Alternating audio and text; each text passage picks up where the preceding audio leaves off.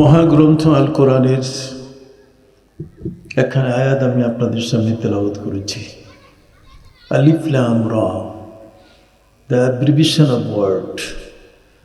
এগুলো পবিত্র কোরআনের 29টি সূরার শুরুতে বিচ্ছিন্ন কিছু বর্ণমালা, যেগুলোকে আল্লাহ পাক রব্বুল আলামিন সূরা শুরু হওয়ার প্রথমে এগুলোকে ব্যবহার করেছেন। যেমন সূরা বাকারার শুরুতে আলিফ লাম মিম, সূরা আলে ইমরানের শুরুতে আলিফ লাম মিম। ঠিক অনুরূপভাবে আল্লাহ পাক রব্বুল আলামিন পবিত্র কোরআন মজিদের এই ধরনের 29টি সূরার শুরুতে 76টি বর্ণমালা ব্যবহার করেছেন। এই 76টি বর্ণমালা কখনো এককভাবে একটি, যেমন কফ নুন, একটি একটি বর্ণ দিয়ে সূরা শুরু করেছে। আবার কোনো কোনো সূরা দুটো বর্ণ দিয়ে, যেমন ইয়াসিন, তহা। আবার আল্লাহ পাক রব্বুল আলামিন পবিত্র কোরআন মজিদে 3টি বর্ণ দিয়ে সূরা শুরু করেছেন। আলিফ লাম রা, তিলকা আয়াতুল কিতাবিল হাকিম। আবার পবিত্র কোরআন মজিদে আল্লাহ তাআলা শুরু করেছেন 4টি বর্ণমালায়, আবার 5টি বর্ণমালায়, কাফ হা ইয়া আইন সাদ। এই ধরনের বর্ণমালাগুলো পবিত্র কোরআন মজিদে ব্যবহৃত হয়েছে। আমরা যারা সাধারণ মানুষ, তারা কখনোই চিন্তা করি নাই যে এই বর্ণমালাগুলো আলাদা আলাদাভাবে, যেটার কোনো সিরিয়াল নাই।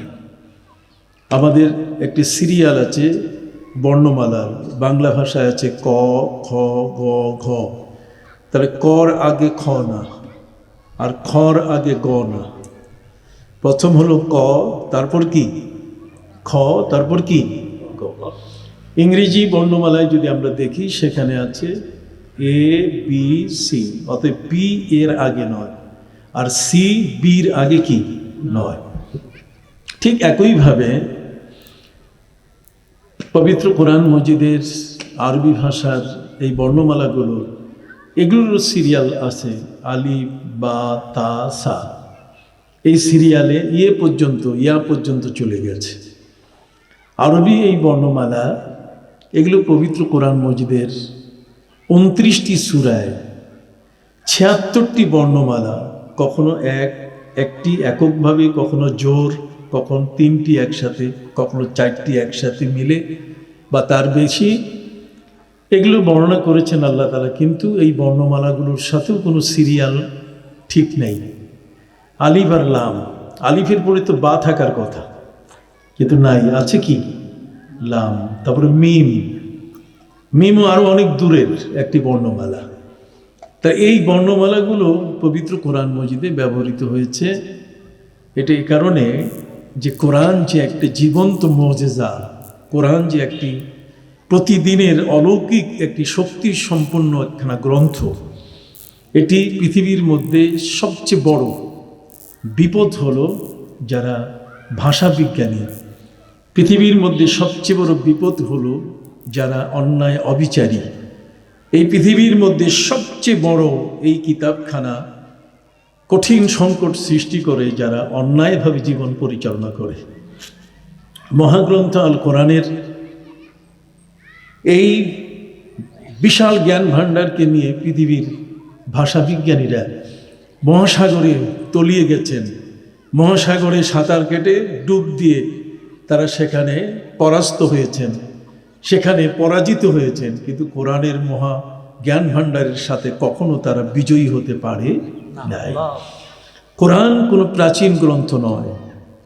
কোরআন কোনোদিন 1400 বছরের প্রাচীনতম একটি গ্রন্থ হিসাবে তাকে অবহেলার পর্যায়ে রেখে, যে এটা অনেক আগে নাজিল হয়েছে, অনেক আগের কিতাব, এটা আমাদের দরকার নাই, নতুন কিছু দরকার, এ কথা বলার কোনো সুযোগ নাই। তার কারণ মহাগ্রন্থ আল কোরআন হচ্ছে একটি ক্যাটালগ। সুবহানাল্লাহ বলেন। মহাগ্রন্থ আল কোরআন হচ্ছে কি ক্যাটালগ।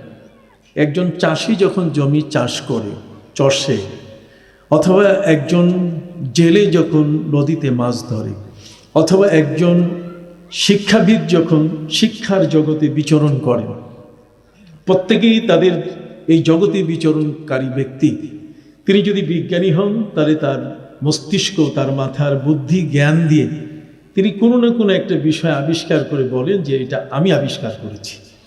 যেমন আমরা যদি বলি আকাশের প্লেন কে আবিষ্কার করেছে, আমরা যদি বলি মোবাইল কে আবিষ্কার করেছে, আমরা যদি বলি ঠিক এমনি করে আমাদের চশমা এটা কে আবিষ্কার করেছে, এই সবগুলো একটার পর একটা বাই সিরিয়াল নাম্বার 1 থেকে একেবারে 1 to all,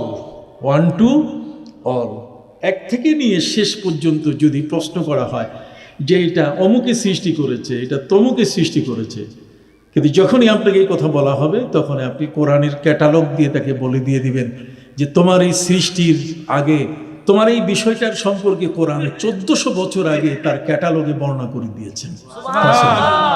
অতএব আজকের যেটা সৃষ্টি তোমার কাছে নতুন মনে হচ্ছে, সেটা 1400 বছর আগে তার ফর্মুলা অলরেডি ডিক্লার্ড, তার ফর্মুলা অটোমেটিক ঘোষিত।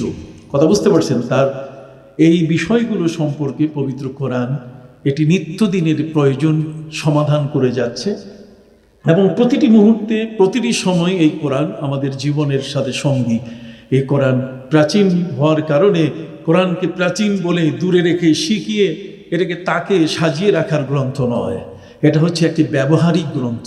যেমন সুবহানাল্লাহ, কোরআন হচ্ছে আমাদের জীবনের জন্য কি ব্যবহারিক গ্রন্থ। এই কোরআন দিয়ে আমরা বিচার করব, এই কোরআন দিয়ে আমরা আইন প্রয়োগ করব, এই কোরআন দিয়ে আমরা শাসন ব্যবস্থা তৈরি করব, এই কোরআন দিয়ে আমরা আমাদের পরিবার ঠিক করব, আমাদের সমাজ ঠিক করব, এই কোরআন দিয়ে আমরা নিজেরা ঠিক হয়ে যাব, আমরা আমাদের চিন্তাধারা, চেতনা, আমাদের বিবেক, বুদ্ধি, বিবেচনা এগুলোকে আমরা শাসন করব।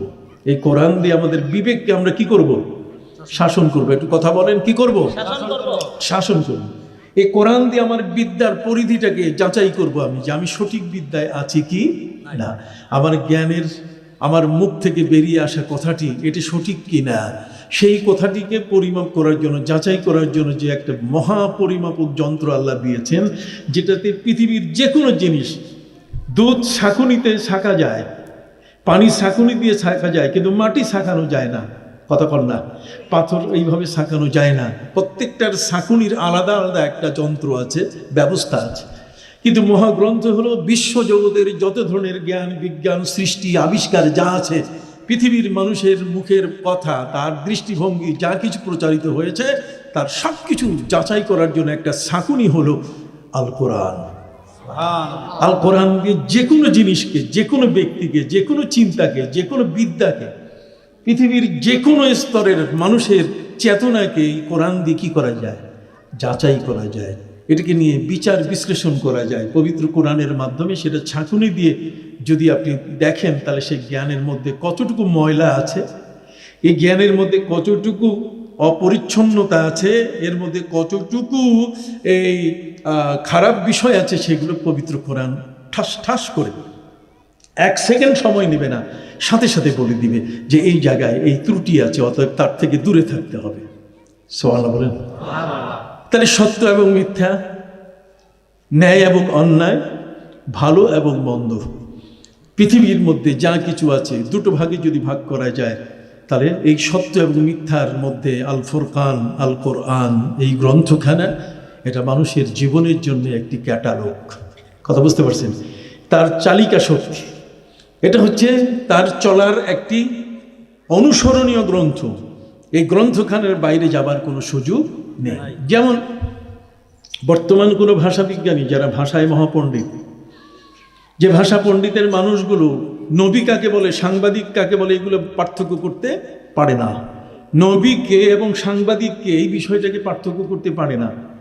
অতএব পবিত্র কোরআনের মাধ্যমে আমরা যাচাই করে দেখতে পারি যে এই কথাটা নবীর ক্ষেত্রে প্রযোজ্য কি না। সুবহানাল্লাহ বলেন। সুবহানাল্লাহ। ভাইরা আমার, মহাগ্রন্থ আল কোরআন হলো এমন একখানা গ্রন্থ, পৃথিবীর যত সাহিত্য গ্রন্থ আছে, সাহিত্যিক আছে, যাচাই করা যায় কোরআন দিয়ে। কবির কবিতাগুলো কোরআন দিয়ে যাচাই করা যায়। কথা বুঝতে পারছেন? অতএব সেই ভাষা পণ্ডিতরা আজকের একটা ভুয়া একটি শব্দ তুলে বলতো যে কোরআন এটা মানুষের জীবনের প্রতিটি মুহূর্তের কথা বলে নাই। এটা আসলে ওই আরবের 1400 বছর আগের গ্রন্থ, এটা অচল।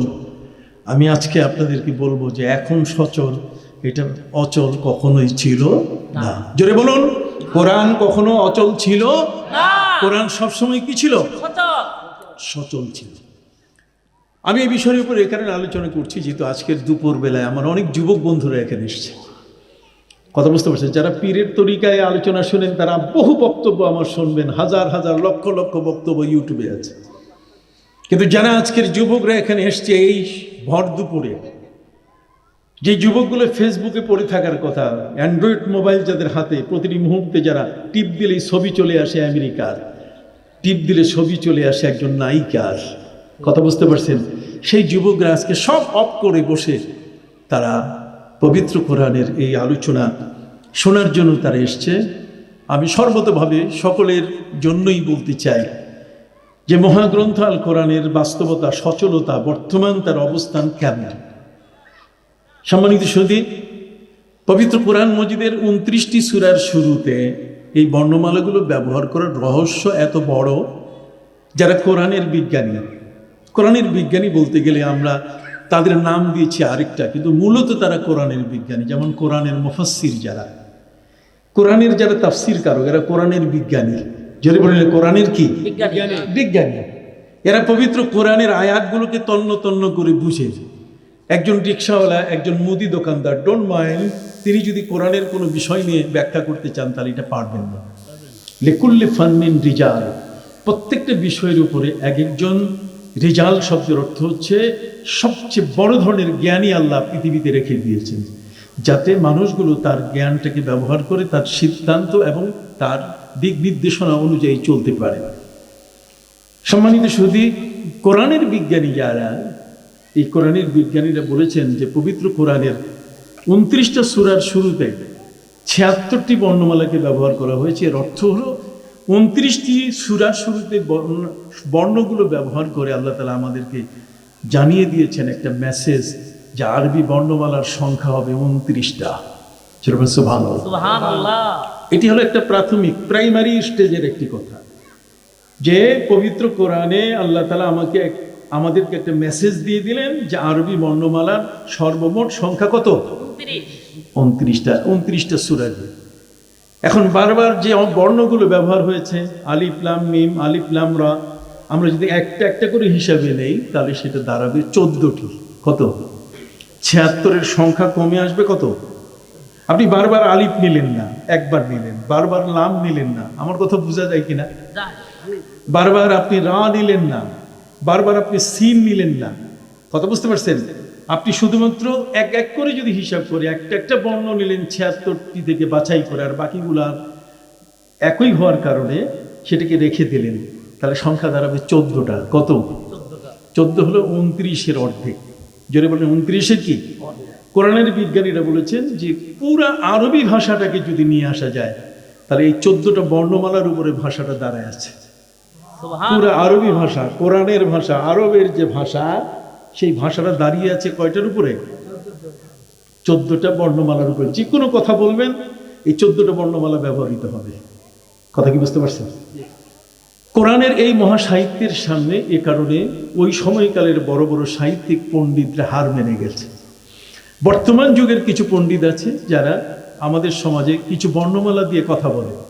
যদি কোরআন 1400 বছর আগে বর্ণমালা দিয়ে কথা না বলতো তাহলে আজকের পণ্ডিতরা বলতো যে কোরআনে নাই। যেমন এখন বর্তমান তার ভুয়া একটা সুর তুলেছে যে বর্তমান অটিজম, বর্তমান সময়কালে যারা প্রতিবন্ধী, যেমন দৃষ্টি প্রতিবন্ধী, যেমন বাক প্রতিবন্ধী, কথা বলেন না, কোনো অঙ্গ প্রতিবন্ধী, যে লোকটা ঠিক মতো হাঁটতে পারছে না একটা পায়ের উপরে ভর করে, কথা বলছে এই মানুষটা প্রতিবন্ধী আমাদের ভাষায়।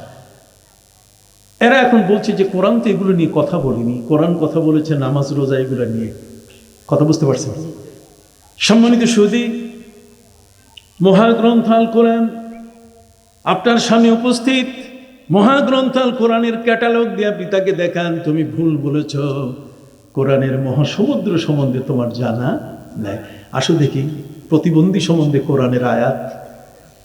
পবিত্র কোরআন মজিদে আল্লাহ পাক রব্বুল আলামিন বলেছেন, আবাসা ওয়া তাওয়াল্লা আন জাআহুল আ'মা। হে নবী, আপনি মুখ ফিরিয়ে নিচ্ছেন, একজন দৃষ্টি প্রতিবন্ধী আপনার কাছে আসতেছে, এই জন্য। সুবহানাল্লাহ বলেন। তাহলে দেখেন, দৃষ্টি প্রতিবন্ধী যাকে নিয়ে আজকে বিজ্ঞানীরা, আজকে ভাষাবিদরা, যারা ভিন্ন ধর্ম চর্চা করে, তারা বলছে যে কোরআন এ বিষয়ে কথা বলেনি। অথচ পবিত্র কোরআন মজিদে আল্লাহ পাক রব্বুল আলামিন বলেন, মা ফাররাতনা ফিল কিতাবি মিন শাই। আমি কোরআনের মধ্যে তোমাদের কোনো কিছুর আলোচনা বাকি রাখি নাই। তো আলোচনা বাকি রাখি নাই। এখন যদি কেউ বলে কোরআনে আমি পাই নাই, তাহলে মনে করতে হবে যে তার এখনো কোরআনের পূর্ণ জ্ঞান তার কাছে কি আসে নাই। আপনি কথা বুঝতে পারছেন? যখনই দেখবেন যে কোনো বিষয় সম্পর্কে সে মানে এমন কথা বলছে যে কথার মধ্যে অসারতা রয়েছে, তার কথার মধ্যে ভাষার ডেপনেস, গভীরতা নাই, বা তার ভাষার মধ্যে কি আছে, ওই যে কচুরিপানা যেমন ভেসে বেড়ায়, তার ভাষার মধ্যে এই সমস্ত জিনিস খুঁজে পাওয়া যাচ্ছে, তখনই মনে করবেন ডেপনেস নাই, তার মানে কোরআনের গভীরে এখন সে পৌঁছতে পারে নাই। সম্মানিত সুধী, প্রতিবন্ধী, দৃষ্টি প্রতিবন্ধী হযরতে আব্দুল্লাহ ইবনে উম্মে মাকতুম রাদিয়াল্লাহু তাআলা আনহু, পিয়ার নবী রাসূল করিম সাল্লাল্লাহু আলাইহি ওয়াসাল্লাম, তাকে তিনি মুয়াজ্জিন বানিয়েছিলেন। তাকে তিনি ইসলামের সবচেয়ে বড় বিশাল দায়িত্ব, আজান হলো ইসলামের শিয়ার, ইসলামের নিশানা। প্রিয় নবী সাল্লাল্লাহু আলাইহি ওয়াসাল্লাম যখন কাউকে কোনো যুদ্ধের মধ্যে প্রেরণ করতেন, রাতের বেলায় যুদ্ধে প্রেরণ করলে তখন রাতের যোদ্ধাদেরকে জিজ্ঞেস করতেন যে তোমাদের হাতে তো তীর আছে, ধনুক আছে, কথা বলেন, তোমরা তীরন্দাজ, তোমরা তীর নিক্ষেপকারী, অতএব রাতের বেলায় তোমরা শত্রুদের সাথে যুদ্ধ করার জন্য যাচ্ছ। আমি রাসূল তোমাদের কাছে জানতে চাই, বলো তো দেখি কোন সময়টাতে তোমরা আক্রমণ করবে, তোমাদের আক্রমণের সময়টা কি? সাহাবায়ে ইকরাম বললেন, হুজুর, আমাদের আক্রমণের সময় হলো শত্রু পাইলেই আর নিস্তার নাই, আর সারাসারি কি নাই, শত্রু পাইলেই তার উপরে আক্রমণ করব। প্রিয় নবী সাল্লাল্লাহু আলাইহি ওয়াসাল্লাম বলেন, শত্রু পাইলে আক্রমণ করা যাবে না, শত্রুকে আক্রমণ করারও ইসলাম বিধান দিয়েছে। সুবহানাল্লাহ বলেন। সুবহানাল্লাহ। কি বিধান? সবসময় আমরা পড়ি পবিত্র কোরআন মজিদের এমন একটা সূরা, সবাই জানি, কিন্তু সেই সূরার মধ্যে আল্লাহ পাক রব্বুল আলামিন যুদ্ধ নীতি ঘোষণা করেছেন। আসুন সবাই আমার সাথে পড়ুন, বিসমিল্লাহির রহমানির রহিম। والعاديات ضبحا فالموريات قدحا فالمغيرات صبحا। কত ইমামের পিছনে কতদিন আপনি শুনেছেন, নিজেও কতবার কোরআন তেলাওয়াত করতে গিয়ে এই সূরাটি আপনাকে, সূরা আদিয়াত, বারবার আপনাকে পড়তে হয়েছে, আপনি পড়েছেন, পাঠ করেছেন, কিন্তু আপনি কখনো কি ভেবেছেন যে এই তিনটা আয়াতের মধ্যে আল্লাহ তাআলা যুদ্ধ নীতি ঘোষণা করেছেন? সুবহানাল্লাহ বলেন। ওয়াল আদিয়াতে দাবহান, মানে যখন ঘোড়াগুলো উচ্ছ্বাসে দৌড়ায়, ওয়াল আদিয়াতে দাবহান, ঘোড়াগুলো যখন উচ্ছ্বাসে দৌড়ায়, তার মানে পৃথিবীর মধ্যে আল্লাহ পাক রব্বুল আলামিন কতগুলো প্রাণীর কথা ঘোষণা করেছেন যা পৃথিবীর বিজ্ঞানীরা আজ পর্যন্ত ঘোষণা করে নাই। কোরআনের কাছে তারা গোলাম হয়ে আছে, কোরআনের কাছে তারা আত্মসমর্পণ করে বসেছে। বিজ্ঞানীরা আজকে সবচেয়ে বেশি কালেমা পড়ছে, সুবহানাল্লাহ বলেন। তারা অবাক হয়ে যাচ্ছেন যে কোরআন এই সমস্ত কথা বলে, আমরা তো বুঝতেছি না। আসুন পবিত্র কোরআনে প্রাণী জগৎ সম্বন্ধে কথা বলতে গিয়ে কি চমৎকার কথা বলেছে। ওয়ালাকুম জামালুন হিনা তুরিহুনা ওয়া হিনা তাসরাহুন ওয়া তাহমিলু আসকালাকুম ইলা বালাদিন লাম তাকুনু বালিগিহি ইল্লা বিশিক্কিল আনফুস ইন্না রাব্বাকুম লারাউফুর রহিম। والخيل والبغال والحمير لتركبوها وزينة ويخلق ما لا تعلمون বড্ড করে একটু চিৎকার দিয়ে আল্লাহু আকবার বলেন। পবিত্র কোরআন মাজিদে আল্লাহ বলছেন ওয়ালাকুম জামালুন হিনা তুরিহুনা ওয়া হিনা তাসরাহুন, আমি তোমাদের জন্য উট তৈরি করেছি। কি তৈরি করেছি? উট। উট হচ্ছে মরুর জাহাজ। এই মরুর জাহাজটা তৈরি করেছি বান্দা তোমাদের জন্য। ওয়ালাকুম জামালুন, তোমাদের জন্য উট, মরুর জাহাজ। কেন? যে আজকের শিমরাইল থেকে যদি আপনার কুটিবাজার অথবা এখানে আশপাশের যেগুলো আছে, কসবা বলেন, আপনার খারেরা বলেন, ওদিকে কুমিল্লা বলেন, এদিকে ব্রাহ্মণবাড়িয়া বলেন, যেদিকেই হোক না কেন, আশপাশের যেখানে যা আছে নবীনগর পর্যন্ত, কথা বুঝতে পারছেন? এই যতগুলো জায়গা আছে, আপনি যদি এখন নিজের ঘর থেকে কোনো কিছু বেচার জন্য মনে করুন, আপনার সুপারি আছে অথবা আপনার পাট আছে, আপনার উৎপাদনকৃত এই সমস্ত পণ্য যদি আপনি বিক্রি করতে নিতে চান, আপনার কোনো কিছুই নাই, না আছে ঘোড়া, না আছে যানবাহন কিছু, তাহলে এটা কাঁধে করে নিয়ে যেতে হতো কিনা? জোরে বলেন। আবার বলেন, কিসে নিতে হতো? দেখেন আল্লাহ কি বলছেন। আল্লাহ বলছেন ওয়ালাকুম জামালুন হিনা তুরিহুনা ওয়া হিনা তাসরাহুন, আমি তোমাদের জন্য উট তৈরি করেছি। উট হলো তোমাদের জন্য সন্ধ্যাবেলায়, এটা হচ্ছে তোমাদের জন্য একটা উপভোগকারী, বিনোদন দেয়ার মতো একটা প্রাণী। এর পিঠের উপরে চললে তোমার দুলদুল মনে হবে, আর সেই পিঠের উপরে তুমি যদি ইচ্ছে করতে পারো, তাহলে তুমি এখানে বড় ধরনের বোঝা তার কাঁধে দিলে পরে এই বোঝাটা সে টেনে নিয়ে যাবে তোমার গন্তব্যস্থানে। সুবহানাল্লাহ। তাহলে উট যে বোঝা টানতে পারে, এটা ঘোষণা করলো কে? কোরআন। এটা কোনো বিজ্ঞানীদের টেস্টে আসে নাই। বিজ্ঞানীরা ওই এই উটের চামড়ার ভিতরে গোশতের মধ্যে মেশিন ঢুকাইয়া কখনো এটা প্রমাণ করে নাই যে এই উটটা এত টন অথবা এত ভারী ওজনের একটা বোঝা সে বহন করতে পারে। সুবহানাল্লাহ বলবেন না? যদিও কোরআনে বলা হয়েছে আফালা ইয়ানজুরুনা ইলাল ইবিলি কাইফা খুলিকাত। এই ইতিহাস অনেক লম্বা, আমি সেদিকে যাচ্ছি না, সময়ের অভাব। আমি অতটুকু বলছি, পবিত্র কোরআন মাজিদে আল্লাহ বলছেন এই উট হলো তোমার বিনোদনের একটা প্রাণী। এটা সকাল সন্ধ্যা তোমাকে যেমন বিনোদন দেয়, শুধু তাই নয়, বরং এটা তোমার কাছে থাকলে মনে হবে যে তুমি একজন স্বাবলম্বী ব্যক্তি। আর এর পিঠের উপরে যখন তুমি বোঝা দাও, পবিত্র কোরআন মাজিদে বলছেন আল্লাহ তাআলা ওয়া তাহমিলু আসকালাকুম ইলা বালাদিন লাম তাকুনু বালিগিহি ইল্লা বিশিক্কিল আনফুস। আল্লাহ বলছেন তুমি তোমার এমন একটা শহর দূরে, কুমিল্লা শহর, সেখানে কোনো একটা জিনিস বিক্রি করবে, তোমাকে কাঁধে করে নিতে গেলে তোমার কাঁধে ফোসকা পড়বে। রে বান্দা, তোমাকে আমি অপরূপ করে সৃষ্টি করেছি। লাকাদ খালাকনাল ইনসানা ফি আহসানি তাকওয়িম, তুমি অপূর্ব, তুমি সুন্দর। ফাতাবারাকাল্লাহু আহসানুল খালিকিন, তোমার সৌন্দর্য এতই বড় যে আল্লাহ তাআলা চান না তোমার কাঁধে একটা স্পট আসুক, এই বোঝা টানতে গিয়ে একটা দাগ পড়ুক, বোঝাটা টানতে গিয়ে তোমার কাঁধের উপরে এই ধরনের একটা রেখা আসুক যে তুমি শ্রমিক হিসাবে এত বড় কষ্ট করেছো, তোমার বোঝাটাকে টেনে নিয়ে গেছো কুমিল্লা পর্যন্ত। আল্লাহ বলছেন না, যাতে তোমার টানতে না হয়, আমি তোমাকে সৃষ্টি করেছি বড় আদর করে, এই জন্য তোমার কষ্ট যাতে না হয়, আমি তোমার বোঝাটা টানার জন্য আমি প্রাণী সৃষ্টি করে দিয়েছি। সুবহানাল্লাহ। আরো হাত তুলে জোরে বলেন সুবহানাল্লাহ। আসেন সামনে আরো কি তথ্য পাবেন, আরো তথ্য দেখেন, কত চমৎকার তথ্য কোরআন দিচ্ছে।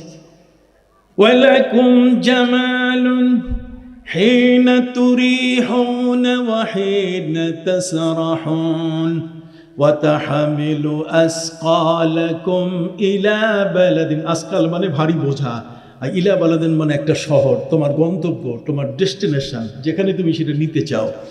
وَتَحْمِلُ أَثْقَالَكُمْ إِلَى بَلَدٍ لَمْ تَكُونُوا بَالِغِيهِ, তোমার বোঝাটা তুমি পৌঁছাতে পারবে না সেখানে, ইল্লা বিশিক্কিল আনফুস, যতক্ষণ পর্যন্ত তোমার জীবনের উপরে কষ্ট সৃষ্টি না হয়। তার মানে কাঁধে করে, কষ্ট করে, মাথায় করে তোমাকে নিতে হবে। আল্লাহ বলছেন আমি তোমার এই বোঝাটা লাঘব করার জন্য এই প্রাণীটা সৃষ্টি করেছি। লাম তাকুনু বালিগিহি ইল্লা বিশিক্কিল আনফুস ইন্না রাব্বাকুম লারাউফুর রাহিম। নিশ্চয়ই তোমার রব তোমার প্রতি দয়াশীল, কথা কন না, তোমার প্রতি তিনি সহমর্মী, তোমাকে তিনি ভালোবাসেন। আল্লাহ আমাদেরকে কি বাসেন? এখন আসেন ভাইরা আমার ঘরে আমার স্ত্রী গর্ভবতী, আমার সন্তান সম্ভবা স্ত্রীকে আমি হাসপাতালে নিতে চাই।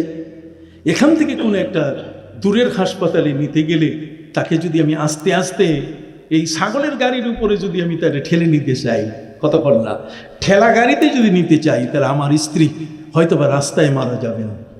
একজন অসুস্থ রোগী, একজন জীবন বিপন্ন একজন ব্যক্তি, তার হাসপাতালে যাওয়া এখন এমার্জেন্সি, যত তাড়াতাড়ি যাওয়া যায়, এতে অ্যাম্বুলেন্স দরকার। আসেন কোরআনে আল্লাহ অ্যাম্বুলেন্সের কথা বলে দিছে। সুবহানাল্লাহ বলেন, সুবহানাল্লাহ। পবিত্র কোরআন মজিদে আল্লাহ পাক রব্বুল আলামিন বলেন, ওয়াল খাইলা ওয়াল বিগালা ওয়াল হামিরা লিতারকাবুহা ওয়া জিনা। আমি তোমার জন্য ঘোড়া তৈরি করে দিয়েছি, তোমার জন্য আমি খচ্চর তৈরি করেছি, তোমার জন্য আমি গাধা তৈরি করে দিয়েছি। এই গাধা যদি নাও তাহলে আস্তে আস্তে যাবে, পথে বউ মারা যাবে, কতক্ষণ না, তোমার রোগী পথেই শেষ। এই জন্য তার চেয়ে একটু স্পিড বেশি কার? হামির। হামির বেগাল, বেগাল শব্দের অর্থ হচ্ছে ওই যে তোমার জন্য ঘোড়া সৃষ্টি করেছি, তোমার জন্য কি? বেগাল শব্দের অর্থ হচ্ছে ওই প্রাণী, যেই প্রাণী তোমাকে মাথায়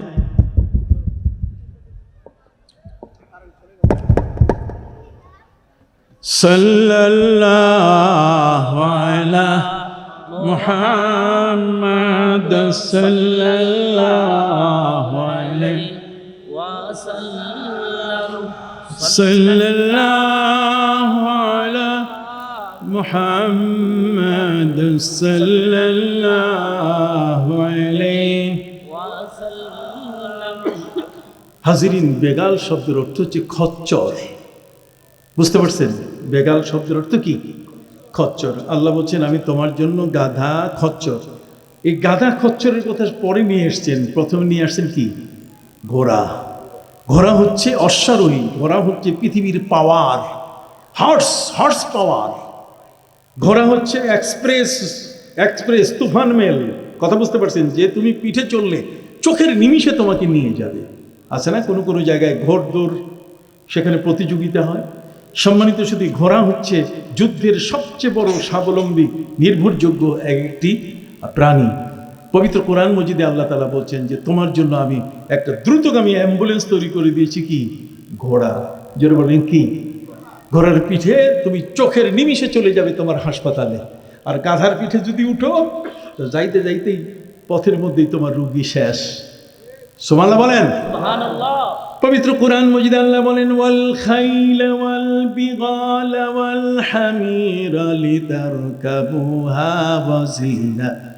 তুমি ঘোড়ার পিঠের উপরে উঠবে, তুমি খচ্চরের উপরে উঠবে, তুমি গাধার পিঠে উঠবে, কিন্তু আল্লাহ তাআলা গরুর পিঠে উঠতে বলেন নাই। বলছেন তাহলে গরুর পিঠকে বোঝা বানানো যাবে? আমরা আজ পর্যন্ত জানি মুসা আলাইহিস সালামের যুগে গরু জবাই করার ঘটনা থেকে আমরা জানি পৃথিবীর কোনো মানুষ এ পর্যন্ত গরুর পিঠের উপরে বোঝা দেয় না। কি ভাই ঠিক আছে কিনা? তাহলে কোরআন কত চমৎকার, বরং গরু সম্পর্কে নবী করিম সাল্লাল্লাহু আলাইহি ওয়াসাল্লাম চমৎকার বানিয়েছে। প্রিয় নবী সাল্লাল্লাহু আলাইহি ওয়াসাল্লাম তিনি বলেছেন, আলাইকুম বিআলবানিল বাকার ওয়া সামানিহা ফাইন্না ফিল লাবানি শিফান ওয়া ফিস সামানি দাওয়ান ওয়া ফিল লাহমি দাআন। নবী করিম সাল্লাল্লাহু আলাইহি ওয়াসাল্লাম বলছেন তোমরা গাভীর উপরে বোঝা না দিয়ে গাভীর দুধ খাবে। কি খাবে? সবাই বলেন তোমরা গাভীর কি খাবে? হলো না? আরো জোরে শুনতে হবে আমার। আলাইকুম, আলাইকুম শব্দটা প্রথমে আনা হয়েছে, যে বাধ্যতামূলক। নবীজি চান যে তার উম্মত ভালো থাকুক। আমার প্রিয় নবী সাল্লাল্লাহু আলাইহি ওয়াসাল্লাম তিনি চান আমার উম্মত যেন অসুস্থ না থাকে। অসুস্থ হলে তার রুকু ঠিক হবে না, অসুস্থ হলে তার সেজদা ঠিক হবে না, অসুস্থ যদি হয় তাহলে ইবাদত বন্দেগীতে সে পিছনে থাকবে। অতএব ইবাদত বন্দেগীতে যেন সে পিছিয়ে না থাকে, এই জন্য নবী করিম সাল্লাল্লাহু আলাইহি ওয়াসাল্লাম উম্মতের সুস্থতার জন্য তিনি বলেছেন, আলাইকুম, অবশ্যই অবশ্যই বিআলবানিল বাকার, তোমরা গাভীর দুধ খাবে।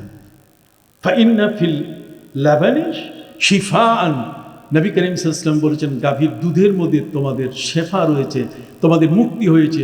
কেননা ফাইন্নাহা তারুম্মু মিন কুল্লি শাজার, যখন সে ঘাস খায় তখন একরকম ঘাস খায় না, বিভিন্ন রকম ঘাস খাওয়ার কারণে অটোমেটিক তার দুধটার মধ্যে অ্যান্টিবায়োটিক চলে আসে।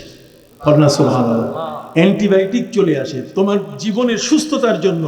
নবী করিম সাল্লাল্লাহু আলাইহি ওয়াসাল্লাম বলছেন আলাইকুম বিআলবানিল বাকার, লাবানের বহু বচন হচ্ছে আলবান, লাবানুল মানে দুধ, কথা বুঝে গেছে, হালিব। অতএব তোমরা দুধ পান করবে, দুধের মধ্যে শিফা আছে। কেন?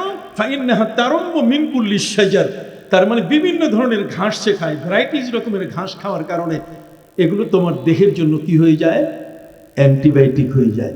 সুবহানাল্লাহ বলবেন না? তারপরে নবীজি বললেন ওয়াফিস সামানে দাওয়াউন, গোশতের সাথে যে তোর চর্বিটা লাগানো থাকে এটার মধ্যে তোমার ঔষধ আছে। কি আছে? ঔষধ আছে। সুবহানাল্লাহ বলবেন না?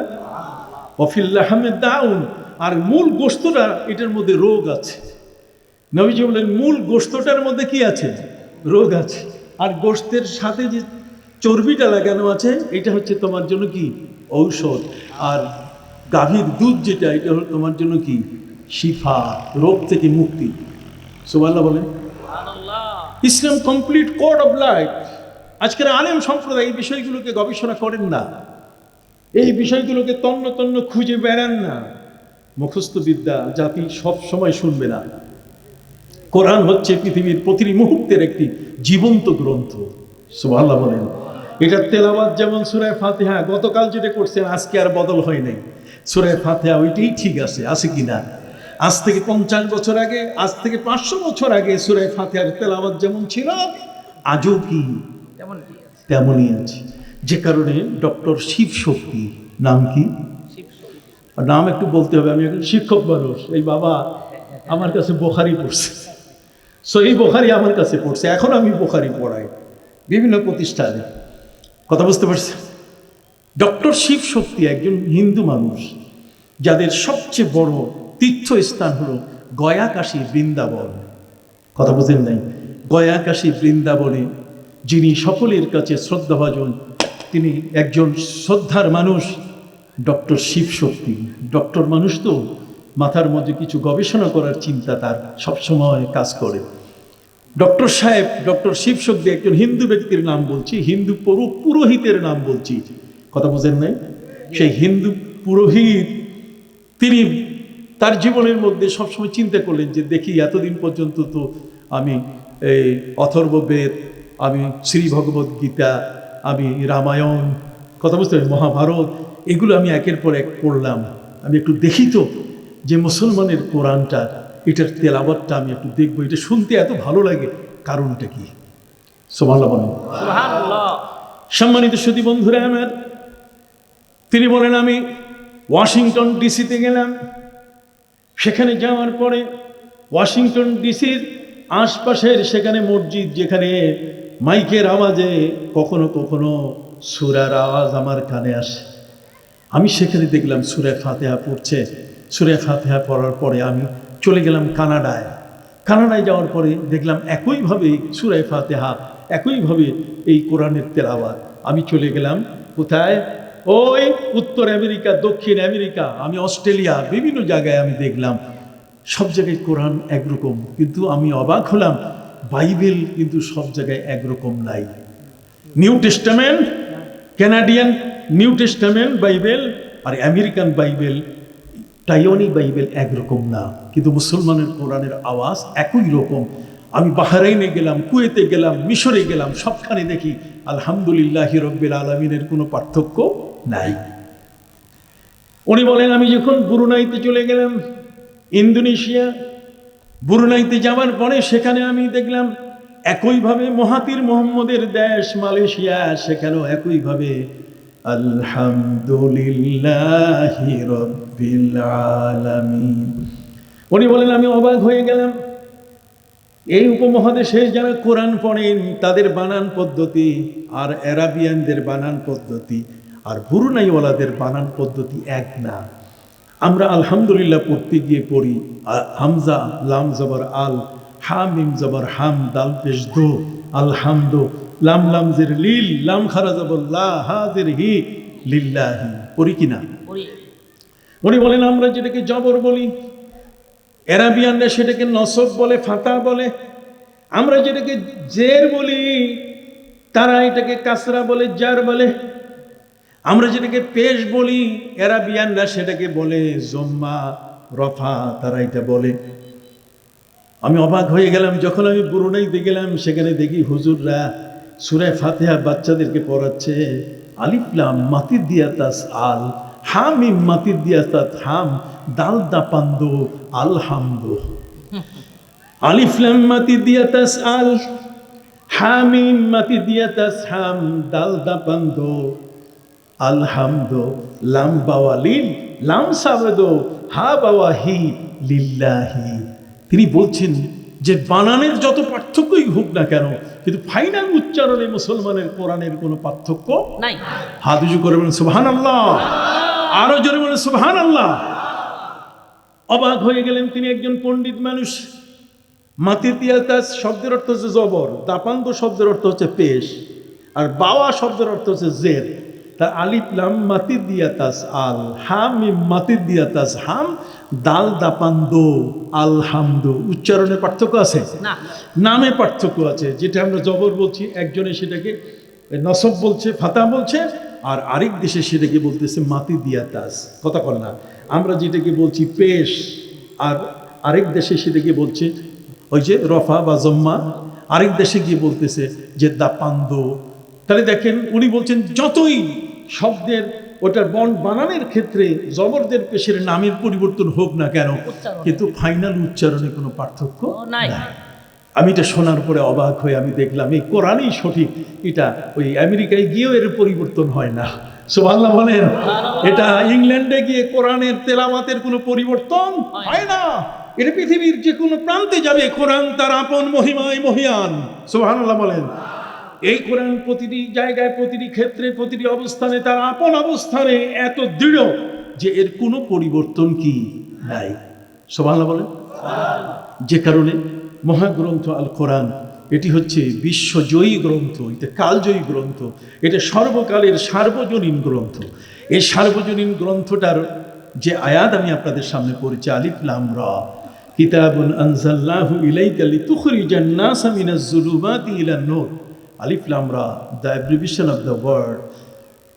এই যে বললাম যে বিভিন্ন বিচ্ছিন্ন বর্ণমালা নিয়ে কোরআন কথা বলেছে 1400 বছর আগে। আর আজকের ভাষাবিদরাও তারাও দেখেছে যে আমরাও তো এখন এই বর্ণমালা দিয়ে কথা বলি। যেমন আসেন, আপনার জেলা প্রশাসককে আমরা ইংরেজিতে কি বলি? ডিসি। জোরে বলেন কি বলি? হ্যাঁ, ডিসি সাহেব আসতেছেন, যেটি ডিসি সাহেব অর্ডার করেছেন, এডিসি। তা দেখেন D R C, A B C D, কথা বলেন না তো, সি আগে ডি কি পরে, কিন্তু ডিসি সাহেব আমরা বর্ণমালা দিয়ে তাকে আমরা বুঝতেছি কিনা? ডিসি সাহেবকে আমরা বুঝতেছি ডিসি দিয়ে, বুঝি কিনা? বর্ণমালা দিয়ে। ওসি বুঝি কিনা? তাহলে ওসি বুঝি। এমপি, মেম্বার অফ পার্লামেন্ট, এখানেও বর্ণমালার ব্যবহার। কথা বলেন। ঠিক এমনি করে যদি আপনি দেখেন আমাদের যতগুলো পরীক্ষা আছে, প্রত্যেকটা পরীক্ষা বর্ণমালা দিয়ে আমরা তার পরিচয় জানি। যেমন এসএসসি, যেমন এইচএসসি, যেমন বিএ, কথা বললাম, যেমন এমএ, এমএ, বিএ, তারপরে আমরা উচ্চারণ করছি এসএসসি, এইচএসসি। কি বলেন? আমরা বর্ণমালার ব্যবহার করছি কিনা? একটু হাত উঁচু করে বলেন সুবহানাল্লাহ। কোরআনের কাছে হার মানতে হবে। যদি কেউ বলে এটা নতুন আবিষ্কার, তাহলে আমি কোরআনের ক্যাটালগ দেখাই, বলবো যে এটা বহু আগের আবিষ্কার, 1400 বছর আগের কি আবিষ্কার। অতএব যে কারণে কোরআনের কাছে এখন আত্মসমর্পণকারীর সংখ্যা বেড়ে গেছে, দিন দিন বাড়ছে। একদিন পৃথিবীতে শুধু কোরআনের মানুষ ছাড়া অন্য কাউকে খুঁজে পাওয়া যাবে না। কথা বুঝতে পারছি? সম্মানিত সুধী, আসুন, আমাদের দেশে যে ব্যাংকগুলো আছে, এই ব্যাংকগুলোর মধ্যে আপনি দেখেন সেগুলো বর্ণমালা দিয়ে। এলসিসি ব্যাংক, আপনি দেখেন আইএফআইসি ব্যাংক আছে কিনা? তাহলে এগুলো আছে। আইবিবিএল, আপনি ABBL, তার মানে আল আরাফা ইসলামী ব্যাংক, ইসলামী ব্যাংক বাংলাদেশ, কি এগুলো বর্ণমালা দিয়ে ব্যবহার হচ্ছে কিনা?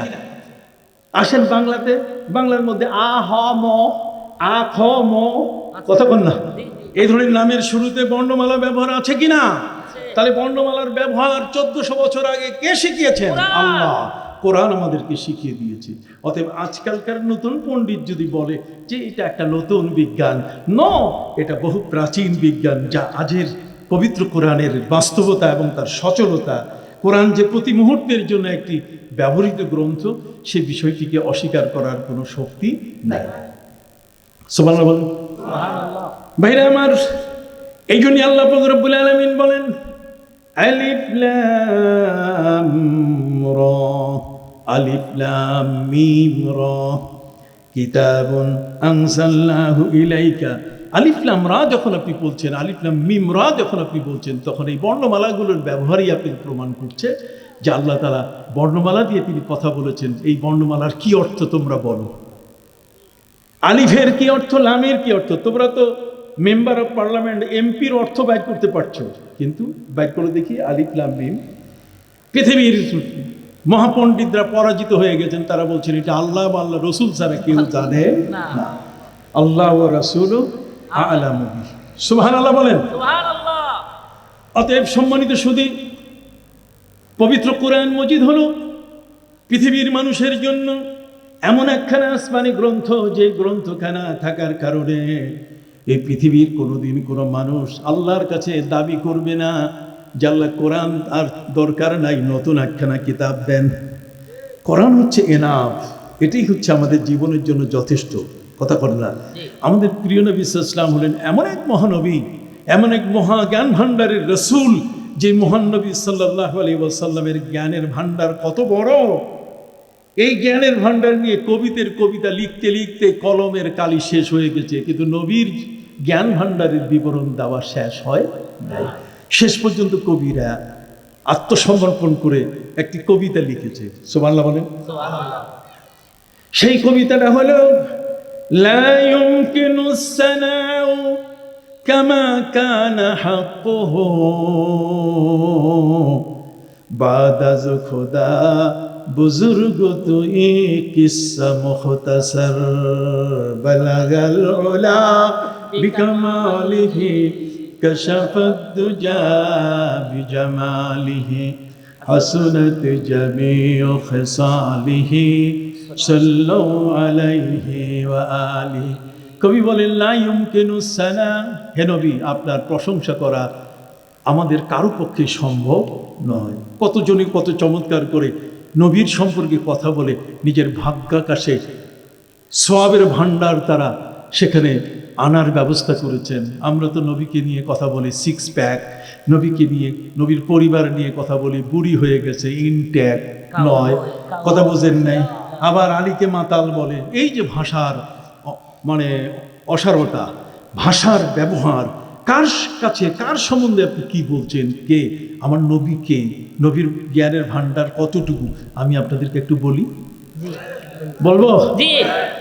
প্রথম হলো কবি বলে দিয়ে দিলেন লা ইউমকিনুস সানাউ কামা কানা হাক্কুহু, হে নবী আপনার উপযুক্ত প্রশংসা যেমন দরকার কারো পক্ষে এটা সম্ভব নয়। আপনি হলেন এমন এক মহান রসূল, আপনি হলেন এই জগতের সমস্ত সৃষ্টির উপরে, আল্লাহর পরে আর সৃষ্টির কি উপরে? বলেন দেখি, আল্লাহর কি পরে? আবার বলেন আল্লাহর কি পরে আর সৃষ্টির কি উপরে? কি এতে শিরক হয়ে গেছে? না, শিরক তো আল্লাহ পর্যন্ত পৌঁছাইতে হবে। কিন্তু বেয়াদবগুলো বুঝে না, আমার মসজিদ থেকে মোহাম্মদ শব্দ আল্লাহ নামের পর থেকে সরিয়ে দিচ্ছে, কালেমার থেকে তারা আল্লাহ শব্দের পাশে মোহাম্মদ সাল্লাল্লাহু আলাইহি ওয়াসাল্লামকে তারা সরিয়ে দিচ্ছে। কথা বলেন কিনা? তারা বেকুব, এদের জ্ঞানের দৈন্যতা এত বেশি। এই জ্ঞান পাপীরা আজকে আমাদেরকে বিভ্রান্ত করছে। নাহলে নবীর সম্পর্কে আমাদের ভালোবাসার কলিজা অনেক বড়। কি বলেন ঠিক না? আল্লাহর মহাজ্ঞান, সেই মহাভাণ্ডার আল কোরআন থেকে আমরা যা পেয়েছি, সেই পাওয়াটি এত বড়, সেই পাওয়াটি এত বড়। যালিকা ওয়া মান ইউআযযিম শাআইর আল্লাহ ফাইন্নাহা মিন তাকওয়াল কুলুব। নবীজি হলেন আল্লাহর নিদর্শনের মধ্যে একজন মহান নিদর্শন, সেই নবী সাল্লাল্লাহু আলাইহি ওয়াসাল্লামের নিদর্শন। তিনি এমনই এক মহান রসুল, যেই মহান রসুল সাল্লাল্লাহু আলাইহি ওয়াসাল্লামকে আল্লাহ তাআলা বিশ্ব সভার সভাপতি বানিয়েছেন। তিনি হলেন বিশ্ব সভার কি সভাপতি।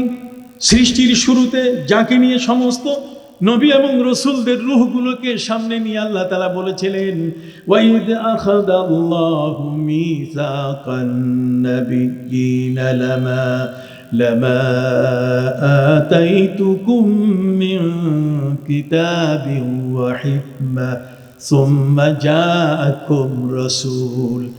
আল্লাহ নবীদেরকে সামনে রেখে আমার নবীর ওয়াজ করতেছেন। সুবহানাল্লাহ। সমস্ত নবীকে বসাইয়া আল্লাহ ওয়াজ করতেছেন কার? আমাদের নবী সম্পর্কে। কি ভাই এখনো কি বুঝে আসে নাই? পবিত্র কোরআন সূরা আলে ইমরান আপনি খুলে দেখুন। সূরা আলে ইমরানের মধ্যে আমার নবীর সম্পর্কে ওয়াজ করতেছেন নবীদের সামনে। নবীগণ পরিচয় পেয়ে গেলেন, আমার আল্লাহ তার প্রিয় হাবিব সাল্লাল্লাহু আলাইহি ওয়াসাল্লামের পরিচয় করে দিলেন, সুম্মা জাআকুম রাসূল। তোমাদের কাছে একজন রসুল আসবেন। তার রসুলের ঘোষণা, এটা আলমে আরো রুহের জগতে আমার রসুলকে রসুল হিসেবে ঘোষণা করা হয়েছে। আর আপনি বলছেন যে 40 বছরের পরে উনি রসুল হয়েছেন। 40 বছরের আগে উনি কিছুই ছিলেন না। উনি ওইরকম ওই যে সাধারণ ব্যক্তির মতো, সাধারণ ব্যক্তিরা যেমন সাধারণভাবে বসবাস করে, এরা মিথ্যাও বলতে পারে, সত্যও বলতে পারে, এরা বাজারে ওজনে কম বেশি দিতে পারে। মুহাম্মদ সাল্লাল্লাহু আলাইহি ওয়াসাল্লাম এরকমই ছিলেন। এটা নাকি? এটা নাকি? এটা বলছে কাফেররা। এরা বলছে কোনটা? এরা কাফেররা বলছে। কাফেররা কি বলছে? আসেন কাফেরদের সম্পর্কে তাদের বক্তব্যটা তুলে ধরি। কবি বলেছেন কাফেরদের বক্তব্য ছিল, গর্ব সুরত আদমি ইনসা বুদে, গর্ব সুরত আদমি ইনসা বুদে, আহমদ আবু জাহাল এক সাবুদে। কাফেররা বলতো যে মুহাম্মদ সাল্লাল্লাহু আলাইহি ওয়াসাল্লামের প্রতি ঈমান আনবো কেন? ঈমান আনার দরকারটা কি জন্য? মুহাম্মদ সাল্লাল্লাহু আলাইহি ওয়াসাল্লামের 2টা চোখ, আবু জাহেলেরও তো 2টা চোখ। দেখছেন চোখ, দুইজনের চোখ কি এক? জোরে বলেন, দুইজনের চক্ষু কি এক? আমার নবী বলেন, ওয়াল্লাহি ইন্নী লা আরাকুম মিন যাহরি কামা আরাকুম আমামি। পৃথিবীর মানুষ, আমার উম্মত শুনে নাও, মনে রাখবে, আমি তোমাদের রাসূল এমন, আমি পেছনে তেমন দেখি যেমন তোমাদের সামনে দেখতেছি। আমার চোখের পাওয়ার এত বড়। আমার নবী বলেন, ওয়াল্লাহি ইন্নী লা আরাকুম আল জান্নাতা ওয়া জাহান্নামা মিন হাহুনা।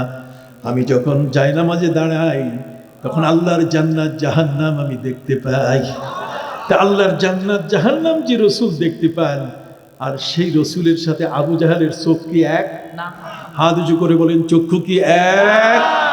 আমি আসতেছি, কোরআনের উদাহরণে আমি আসতেছি। আগে নবীর সম্পর্কে একটু বলি না বাবা, কথা বলেন।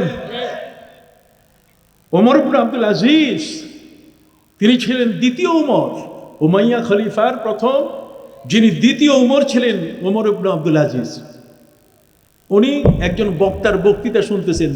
বক্তা মক্কায় শুধু কাবা ঘরের প্রশংসা করছে, শুধু কাবা ঘর, কাবা কাবা কাবা কেমনে আসলো, কি হইল না হইল, সব প্রশংসা।